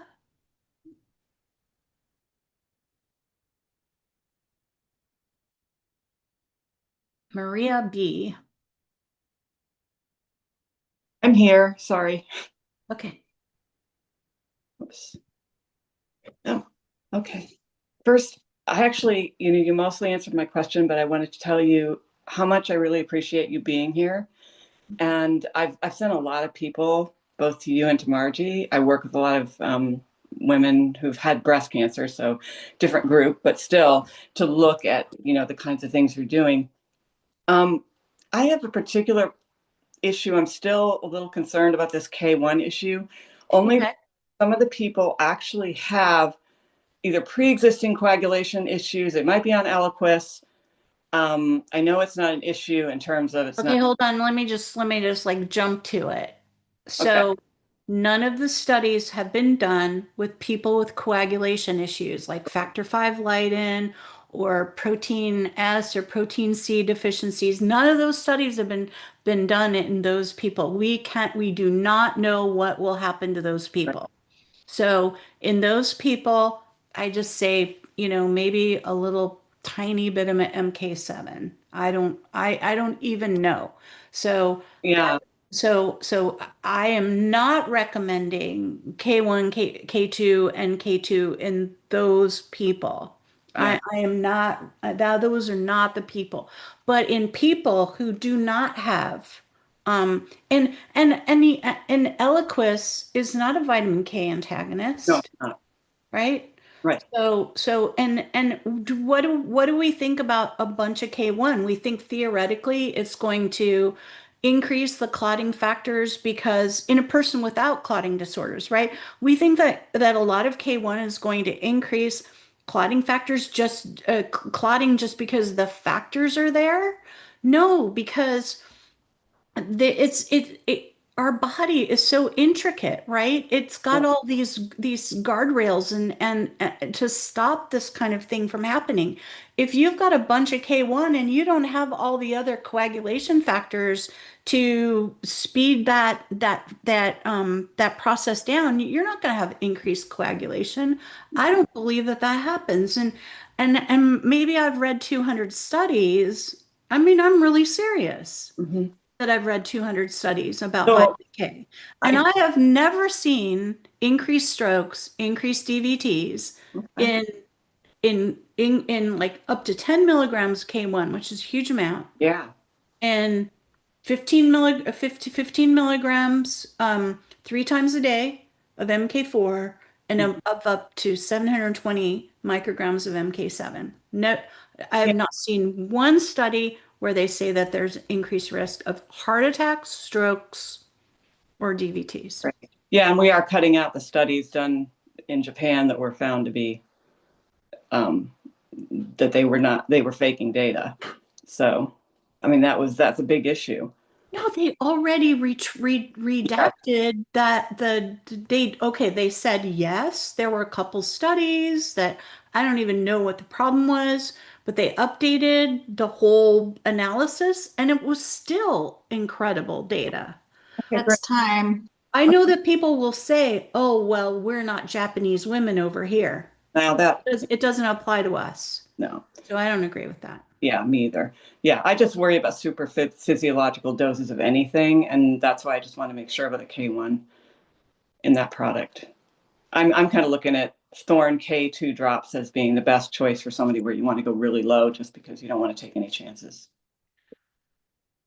If it sounds like you're a practitioner, and if that's what you want for your recommendation to be, I can tell you that in 15 years, I have been recommending 15 milligrams of MK4 twice a day, and I have never had a DVT or a stroke in any of my patients, and I have 4 or 5 patients out of 800, 600, somewhere around probably 800 patients who have fractured. That's great. Okay, So, thanks. so tell me that I'm doing something wrong. You are. No, you're not. No, I just wanted to confirm because it's hard for me to find all the studies. But I understand your reluctance, and I would never tell that in a person with a clotting disorder. Yeah, a lot of them are on these drugs because they have arrhythmia. So it's not really a clotting disorder, it's concern. It's that kind of Right, but in a clotting disorder like factor V Leiden, protein S, protein C, I probably wouldn't give them any recommendation. Okay, thanks. You're welcome. Jane? Hi, I'm here. I just have a quick question.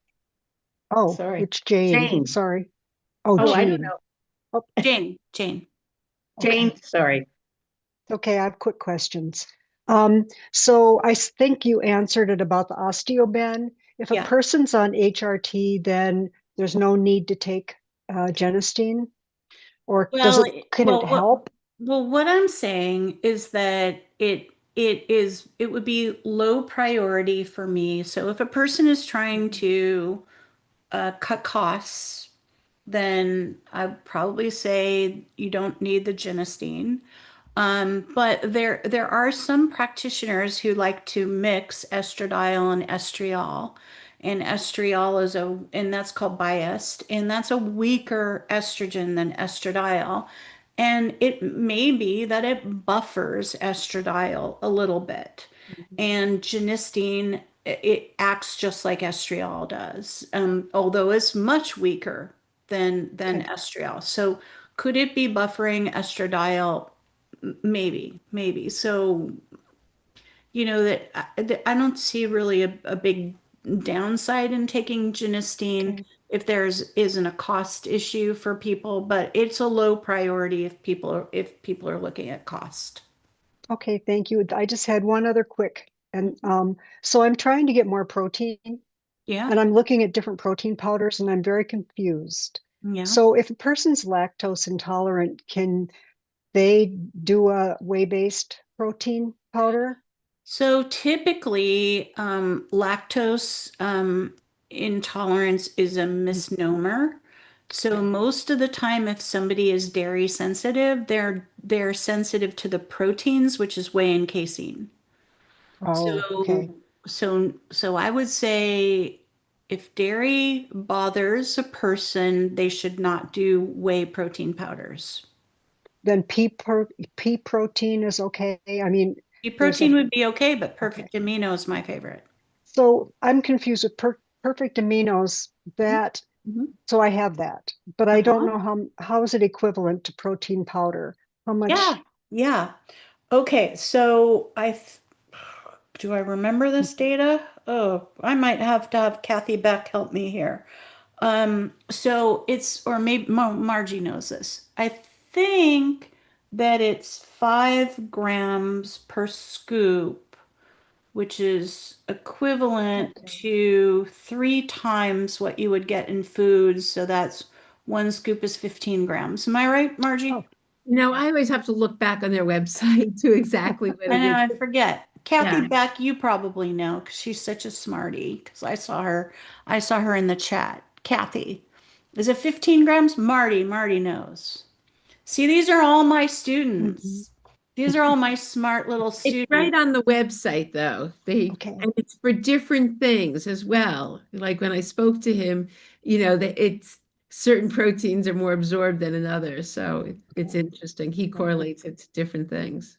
Yeah, so I'm in It's Keith's different group. depending on what it's being compared to different proteins. Okay. Okay. Right, I know, but in general, isn't it considered to be around Okay. right, but I think it's considered to be, yeah, but none of that makes any sense to me, Kristen. I think what I heard was that it's considered to be around 5 grams, but really but kind of like 15 grams of. I know what they're doing. So what they're doing is they're saying that um Yeah, that's exactly what Kristen wrote was exactly what he said. is Yeah. that it has to do with the efficiency at which the amino acids turn into protein in the body. And so it has to do with how the food converts into protein in the body. And so eggs convert different than meat does. Poultry converts different than whey and soy, etc. But what my sales rep said that in general, it's about 3 times the 5 grams, which is 15 grams. That's time. Okay, thank you very much.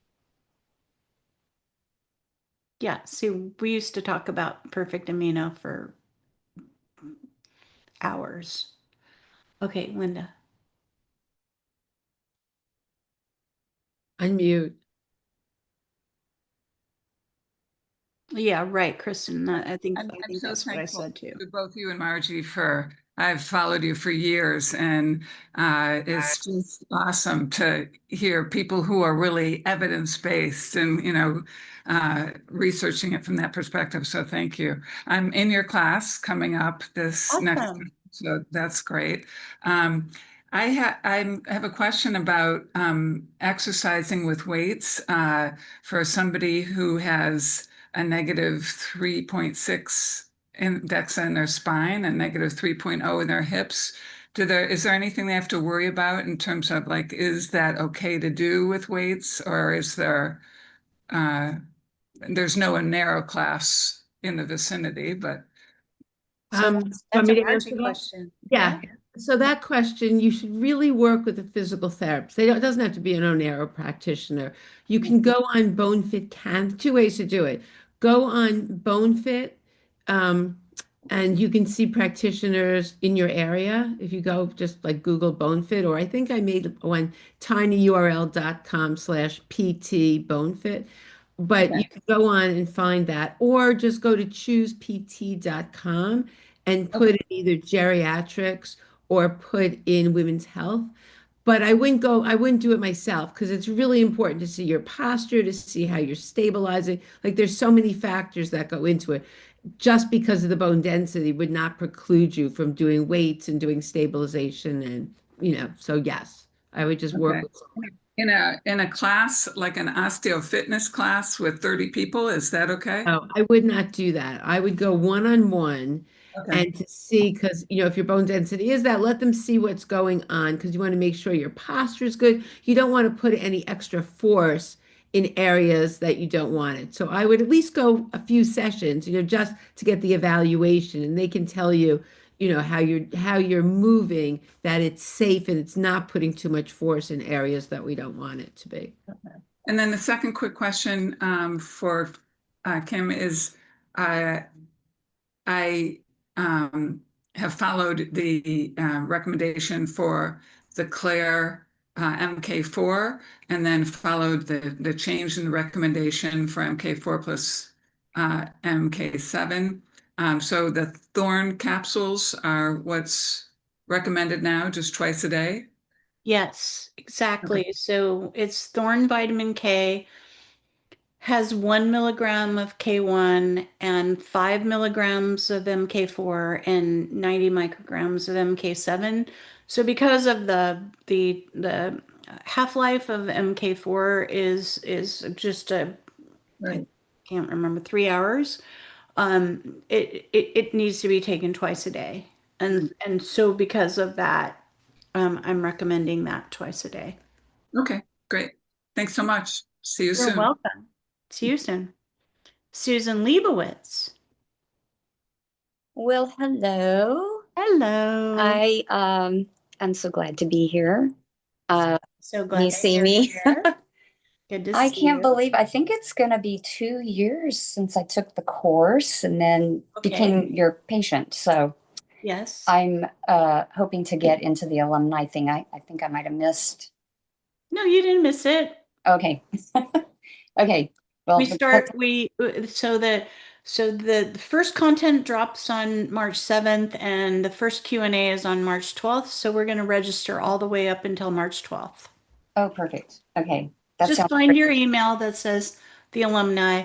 I'll make a note of it to send out another alumni email for everybody that, kind of last chance. Okay, wonderful. Yeah, because especially as I sit here today, I'm like, yeah, I need a refresher on everything. It's been a can be while. Even though helpful, I've been yeah. your patient, I still can. Yeah. So as I've sat here and heard other people's questions and answers, I'm finding myself a little even more confused of my question, but it has to do with the markers, the CTX and P1NP. I'm finding it confusing. So I'm going to quiz you. Okay. What's the optimal range of CTX? I think is it 250 to 350? You're an excellent student. Hey, but is that and then what about the PG or NG? What? Is that measurement in the PG/ml or is it an NG/ml? I think that's where I'm getting myself confused. If you go to LabCorp Requests, whatever that unit is, I mean, I can look it up right now pretty quickly, but whatever that unit is, it's 250 to 350. Okay. If you want to go to Europe or Australia, you may have to do some conversions. Okay. So is a number like, I'm just wondering if it's possible that someone's numbers can be too low. So if you saw a patient or saw someone who has a CTX of under 100? Yeah, a CTX of 85. Yeah. And a P1NP of 20. Yeah. What does that say about, yeah, is there turnover happening? Like, is that too sluggish? Like, it might be. If they're exercising, are they going to be getting the benefits? Yeah, it's a little bit low. Yeah, it is a little bit low. Under 100, I start to think about a low turnover osteoporosis where so when I think about low turnover, I think about low metabolism in general. And so there are a lot of different reasons for that. So the big ones would be low thyroid, low iron, um, just low nutrients, low protein, low B12, low folate, My gosh.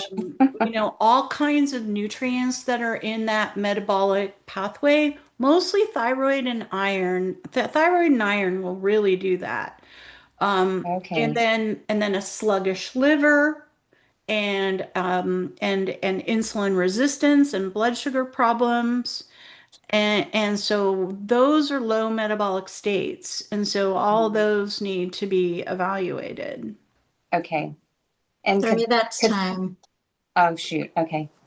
Thinking about hair loss. Okay. Thank you. Well, hair loss is related to a lot of that stuff, especially The ferritin. iron and protein. Okay. Thank you. You're welcome. Okay, Dr. Millman, it's 8:02. I'm not sure. Okay, so why don't we talk about our two programs? And if you want, like I can stay till 5:30 and answer some more questions if you could keep the line open and you That's could okay. I leave. can stay. No, that's okay. I'll stay. I don't want you to have to stay. Okay, so you want to share? You have it on Yeah. your Yeah. or- So we've been talking about my program all night, which is Restore and Rebuild 100 Days to Healthier Bones. We call it R&R. And as you've seen, we've got many students who are here and who are continuing to learn and continuing to do this work.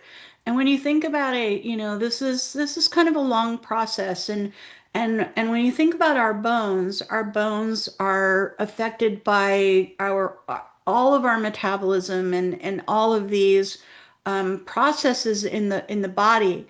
And so what we're really trying to do in R&R is to systematically go through the root causes and how we evaluate doing lab tests and doing symptom assessments for do you potentially have one of these root causes that is feeding the fire, right? And so this is the process that must be done, is to look at the root causes and to mitigate all that. And Margie and I both say that when you do this, it makes you healthier overall, and it's actually could be considered to be an opportunity. And then we're discussing medications and the red flags and exercise and stress and sleep. And so this is what R&R is all about because I can only see people in California.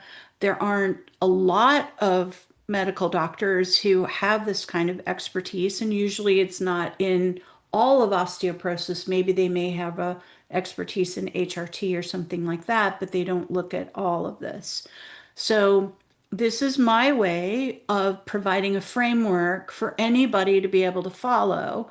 And then we've got weekly Q&As, except for every 4 weeks we take a break because we want to have some time to rest, recuperate, catch up. And people love the Q&As. They're just like they are here. And so if you felt like this Q&A has been helpful to you and you really want to dig into your own situation, R&R is a perfect place to be. And so we're enrolling people right now. So the first content, we have content that drops on Saturdays. First content drops March 7th. We have Q&As on Thursdays. They're at this time, 3 o'clock Pacific every Thursday. Again, integration weeks, every 4 weeks we take a break. It goes 14 weeks. And there's all kinds of bonus materials. I think there might be 5 or 6 modules that are bonus. When you enroll, you automatically get access to your portal and you get to start on your bonus stuff.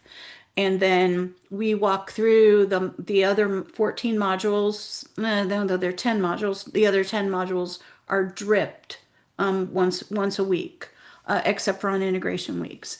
And we're registering until March 12th to give people a little bit of extra time. And that is the first Q&A on that first Thursday. And we pre-submit questions. Those questions are due at 9 a.m. in the morning, but we don't have the actual QA until 3. So we're ending registration at 3 p.m. on that first Q&A day. We'd love for you guys to be there. Our special price, usually it's $11.97. The special price is $7.97. And for Margie's community, we have a $100 off coupon if you use her coupon. And it is Happy S26100. And the place for you to go is the Millman Clinic R&R. And is spelled A-N-D. So R-A-N-D-R. And so we'd love to have you guys come. There are tons of my students who are here who, if you wanted to ask somebody, we would love to have you. Joanne, hi, Joanne. So yeah, we like, and like, we just love to be together too. So that's like, you just. Some of us have taken it a couple of times. We have 46 people who are taking it again. Yeah. So there you go. It was, it was great to start and a great refresher, and it continues to be great. Yeah, and this all doesn't happen overnight, right? This is like a work in progress. And things change. And so we all kind of get together and do R&R again. Right. And I teach 2 of the classes too, so that's fun. I get to be part of it as well. And then let's talk about the second program. Do you guys want a QR code? I can put the slide up again if that would help. Does that help anybody? Maybe Melanie can drop the QR code into the chat. Can she do that? Do that, Melanie? I actually don't have access to that. Sorry. Oh, you don't have access to the QR code? Okay. All right, I'll put it up on the Margie, all you need to do is drop the PNG into the chat.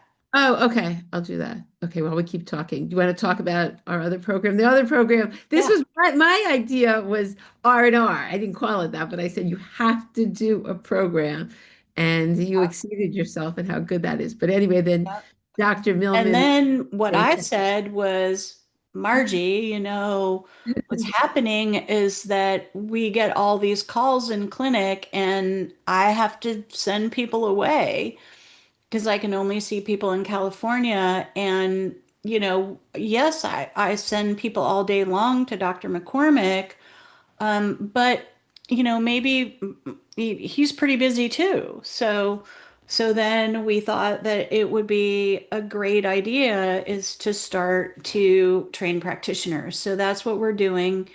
And so both Margie and I co-founded the Bone Health Academy. And if you're a practitioner and this is the kind of community that you want to work in, which, I would highly recommend it because it's very rewarding. There's an incredible demand.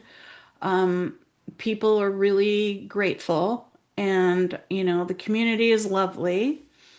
And so I think that it's a wonderful specialization to have. And that's what we do is we certify integrative bone health practitioners in this framework.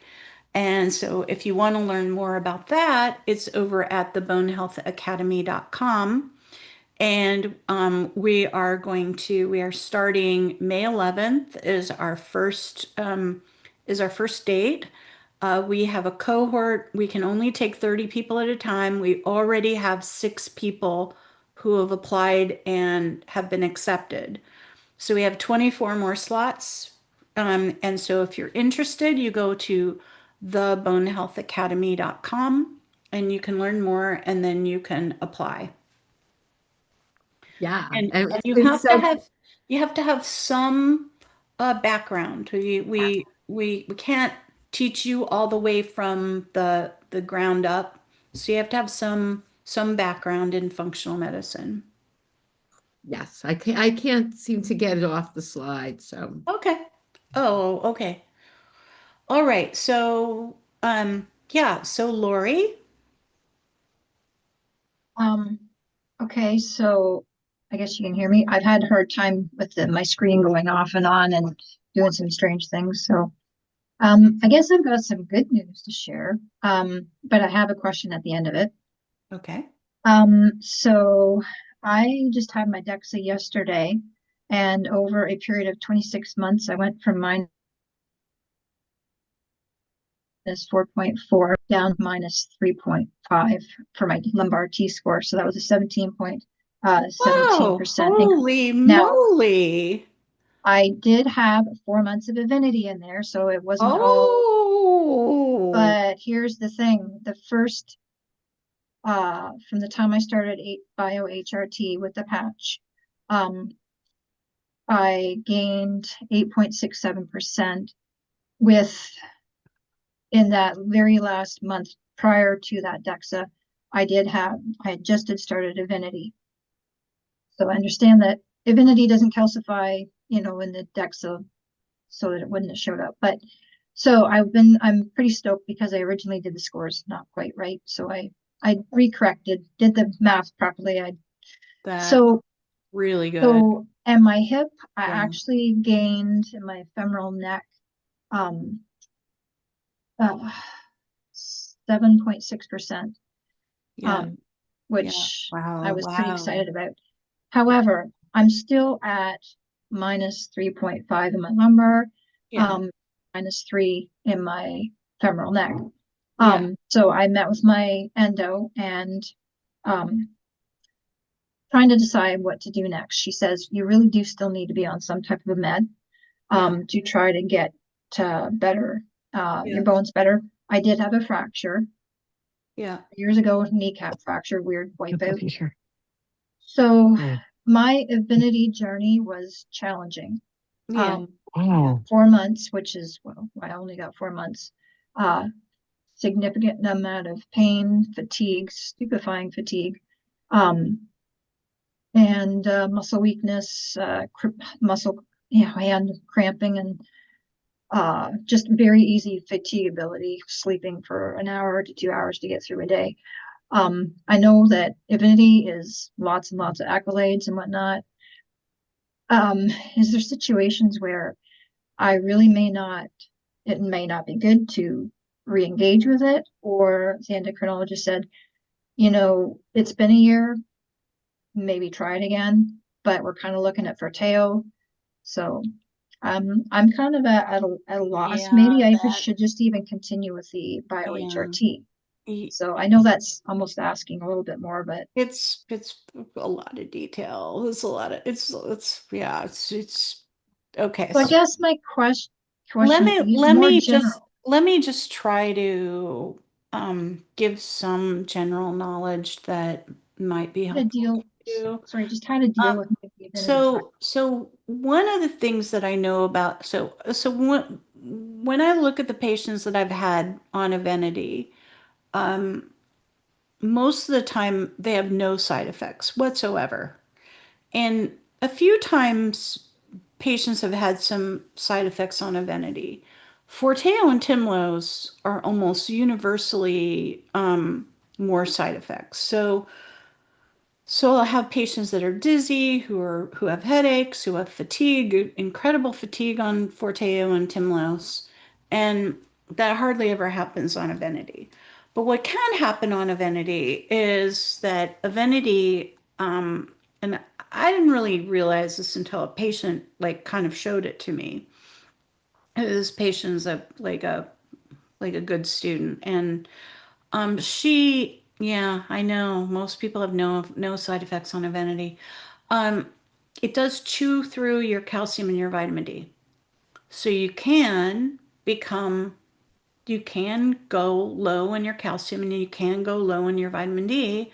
And if a practitioner monitors that and and accounts for it, then maybe that is why some people have um, more side effects on Evenity, especially a person who is having a really good response might be chewing through the calcium and the vitamin D.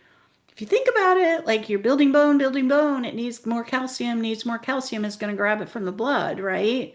So people become hypocalcemic. So that is one way to think about it. And so if I had a patient who had that kind of, first of all, Evenity has a rebound, and I would never let my patient go without anything for a year. I wouldn't let them stop Evenity and at least take some Fosamax for a rebound medication for one thing, but don't tell us what happened with you. Um, and and so, but if a patient had that kind of response on Evenity, I would try to figure out why, and I would put them back on Evenity and measure their calcium and vitamin D. And if it was going low, then I would have them really bulk up on calcium and vitamin D and have them try to get through a whole year of Evenity is what I would do. That's what I would do as a practitioner.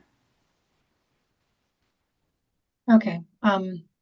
Yeah, my calcium did go a little bit low. But then it rebounded, popped back up. So I would like to have had better monitoring on that, but doctors don't always order stuff the way it'd be nice to. All right. Well, we're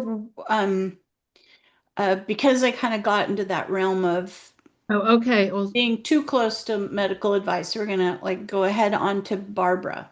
And I'm monitoring now, Melanie. okay, and Vasan is asking you to answer that in her chat maybe, but okay. Yeah. Nice to see you, Lori. Barbara, let's. Hi, can you hear me? Can you hear me?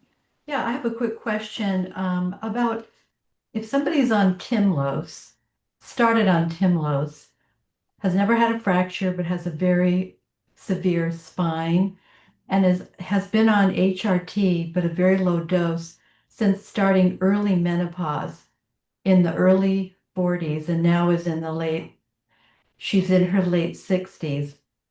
Okay, what started Timlos, okay, and if the Timlos does a good job but still doesn't bring the spine below negative 3.5, is it okay to then start Evenity right away? Couldn't you do that, or do you need to do a little rebound? And then Okay, so what do you there's think? okay, hold on. So I think I have this in my notes and I have it in my class, but I have to look it up. So there's one way to go. One is really good and the other one is not good at all. I mean, as far as Forteo to Evenity or Evenity to Forteo. No, it would be Timlos. Timlos. Yeah, Yeah, I did Forteo, the same Forteo thing. Timlos doesn't matter. Okay. Same mechanism. So hold on just a minute. Oh, it's probably right here.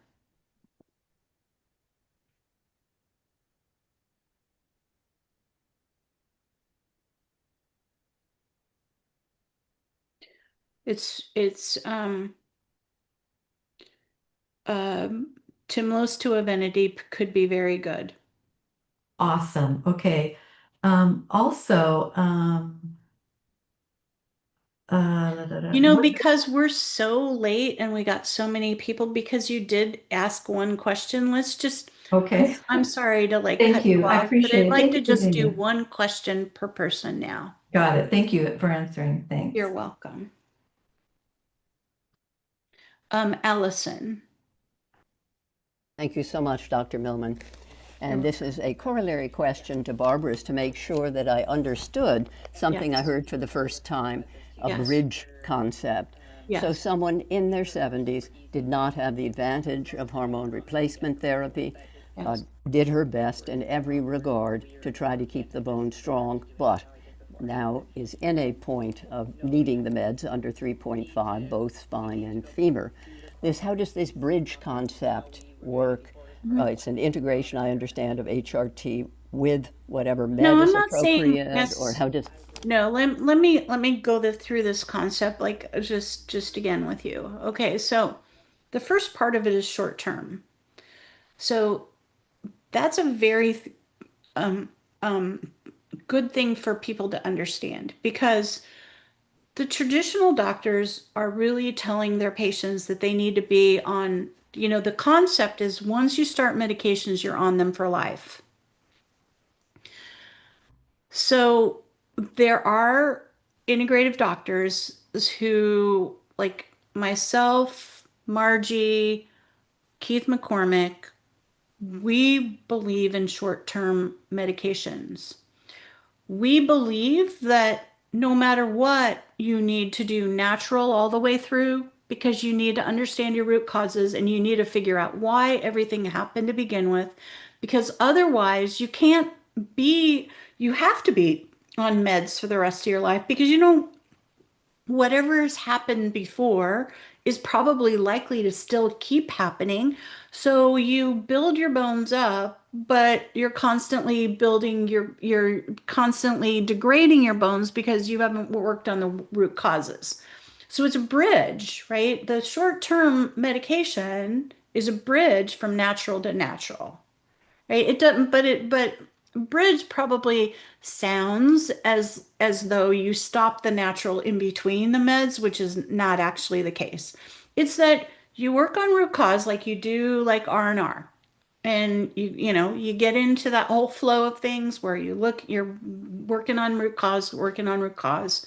You do a short-term medication, and that kind of bridges you. That helps you to build your bones up. You do, my short-term bridges are only anabolics with a rebound, and but it's you do it for a short term. Now, if somebody starts a -4 and they only get to -3.5 then they do all the root cause stuff and they only get to negative, and they're still at -3.5. Now, do they maybe have to do like 3 years later another round of Evenity? Maybe. I can't. That is a very unusual situation. And cannot be attributed when a doctor says genetic, your mother, your sister, you're this. We're talking epigenetics versus genetic. Yeah. Well, I would say that when I say that there are these big needle movers, those big needle movers on the other end of them are the big root causes, right? So lack of protein, lack of exercise, lack of estrogen, right? And then parathyroid problems. Those are the big, huge needle movers. So, with those things just will destroy your bones really quickly. And do they have much of a they don't have genetic reasons for them, And to understand, parathyroid means not the levothyroxine No, is that's mentioned. thyroid. Parathyroid Thyroid is is basically when you have a little tumor in your parathyroid gland and it's causing parathyroid to be really high, or you have low calcium or low vitamin D and the parathyroid starts to hyperfunction because you've got secondary hyperparathyroidism because of the low calcium and the low vitamin D that, your doctor thinks your doctor, so the end of the calcium range is 8.8, but 8.8 you're going to get secondary hyperparathyroid at that. Yep. 9.0, your doctor thinks 9.0 is fine. It's not. 9.2 is the point at which you have to be above in order for the parathyroid gland not to kick in. So, and But it sounds yeah, sounds so like you're still okay with the short-term meds and a little bit of HRT in conjunction. I think it's a fantastic combination. Okay, 3 minutes. It's already 8:25. Do we want to All right. All right. Let me try to hit a couple more. So Linda, Can we get Linda before? Does anybody have any questions about R&R where they need to know something before they can join? Jean does. Oh, Jean and Barbara do. Okay. Maybe we should take them because, we want to get people into the program because that's going to help people more than us spending 5 minutes on a couple small questions. I do these Q&As all the time too, by the way, you guys. She has me on all the time. Are you doing another one this year or only in Yes, so there will be one in usually I think we start it in August. We'll have fall. We'll have a Okay, fall okay. one. Yeah. Also, I live in California. Are you accepting any new patient? I live in Southern California. So Lauren says no, but call Lauren and put her and tell her that you were in this Q&A. Okay, all right, great. Thank you, and thank you for doing this. We're into June right now. Yeah. For new patients. Anybody else have the R&R questions? Jean does. Jean? Hi. Just a fast question. Are there any concerns with someone who has HETS? What? With what? Hypermobile Ehlers-Danlos? As Oh, far as, gosh. I mean, will there be any things I would need, you know what I mean? Modifications, whatever. Yeah, Bobby, we're doing that now. We need to have people take the course in order to be a patient. Um, uh, well, I mean, I can tell you that Evenity is contraindicated for Ehlers-Danlos, but as far as being an R&R, Now, the HDES is the one that has no genetic, they haven't found the genetic link yet, but they know it is familially related. So I don't know if that's a different, it's a it's not a different. contraindication for taking R&R course. Okay, You good. can take the R&R course but it does make things a little more complicated for the situation. Okay. Any All right. other like real quick R&R? Yeah, we'll record. We'll keep the chat, right, Margie? Yeah, we can give you the chat. Sure. Thea, can you see her?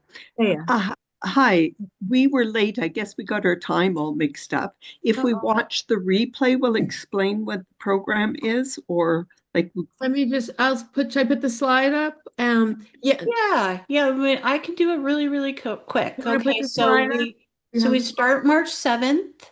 Right. The price is $7.97. Right. Margie has $100 coupon off. Yeah. Her coupon is happy S26 100. And Margie, let's put the coupon here. Happy S26 100. Putting the slide up. That's $100 off. You And see it? it's so we have once a week content drops, but every 4 weeks we take a break. We take an integration week. And it's 14 weeks long, 10 weeks of content, and then you've got like 5 or 6 bonus modules. When you come in, you start to like if you enroll now, you would basically just start working on the bonus modules. And then there's a lab testing guide that tells you how to get the lab testing done on your own or how to ask for it from your doctors. You start getting your labs all together. And then as we go through, I show you the labs that we're going to go over, the symptom assessments that have to do with that root cause, how to interpret it, and if there's problems with those, what is my natural protocol for mitigating those root causes. So it's just like being a patient of mine, except for you don't get the hand holding and I don't actually tell you what to do. I mean, you have to interpret the labs yourself, but there are Q&As where you come in and you ask me questions. And the Q&As are just like this. You know, we have hundreds of people tonight on this call. So it's Yeah. not as many people. So it's it's much easier to get your question answered. And as you progress, I think that's the beautiful thing about it. What everybody always tells me is thank you so much. And the thing is, as you progress, you can ask the question that pertains to you at that point. So that's Yeah, no, that's right. And I have a kind of a I really try to get all the questions answered, so I typically will go late. So it's not no. And what about we're in Canada? Yeah, The tests and everything are fine? we have plenty of people from Canada. I can't say that it's easy to get the labs done. And I we have a couple of supplement companies like iHerb. And it does ship to Canada, and Right. you can buy the supplements, and if they're if the supplement that I recommend in the protocol isn't available, I try to help you find something on iHerb that you can do instead. Okay. Thanks very much. and you can just use if you're interested, you can just use your phone and use the QR code too, and it will come up with all the information. Yeah, Thank you. it's at the Millman Clinic /R and R. .com, Millman Oh yeah, the millmanclinic.com. Yes. It's on the slide here. Yeah. You Yes, can just use yes. either one. Yeah. Thank you. Okay. And then again, the practitioner, just if anybody's practitioners or practitioners, you just go to the bonehealthacademy.com and let them know, because it is, we're only taking 30 people and everybody gets tremendous attention, and it's been so great. So we'd love to have you if you're a practitioner.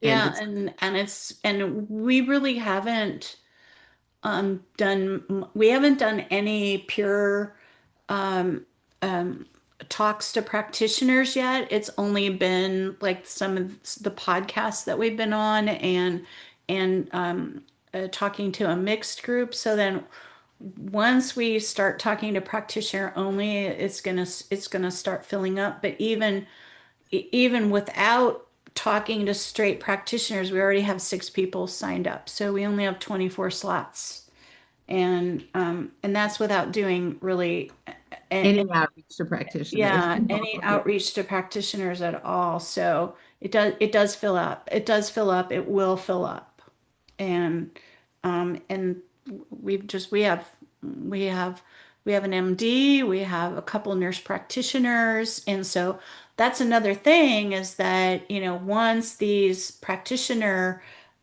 certification, once they get certified and graduate, then that's just going to open up other people for us to refer any and other people to. So it's going to be really good. It's going to be an intense ripple effect, which is what we're after. So I think I'm sorry to end it. Do you agree, Dr. Millman? Yes. I'm sorry. You can, Yeah. if you have a pressing question, you can always send it to my support team. You can write to support@margiebissinger.com and we can see what we can do. But anyway, all right. So the way we end these things is we'll say, thank you so much, Dr. Millman. You always bring such brilliance and knowledge to everything. And I know you've helped so many people. Thumbs up if you've gotten something from today's. Yeah, lots of thumbs up. So we always think of a word to end. Anyone have a good word? Dr. Millman, you want to pick a word for ending? Or Boy, I would say let's see. we can just go strong bones too. We can. Well, I was gonna say 13% improvement in DEXA score. That's not one word. It's not one word. We're saying strong bones. Okay. Strong bones isn't one word either. But that's 2 words. We can say strong bones. Okay.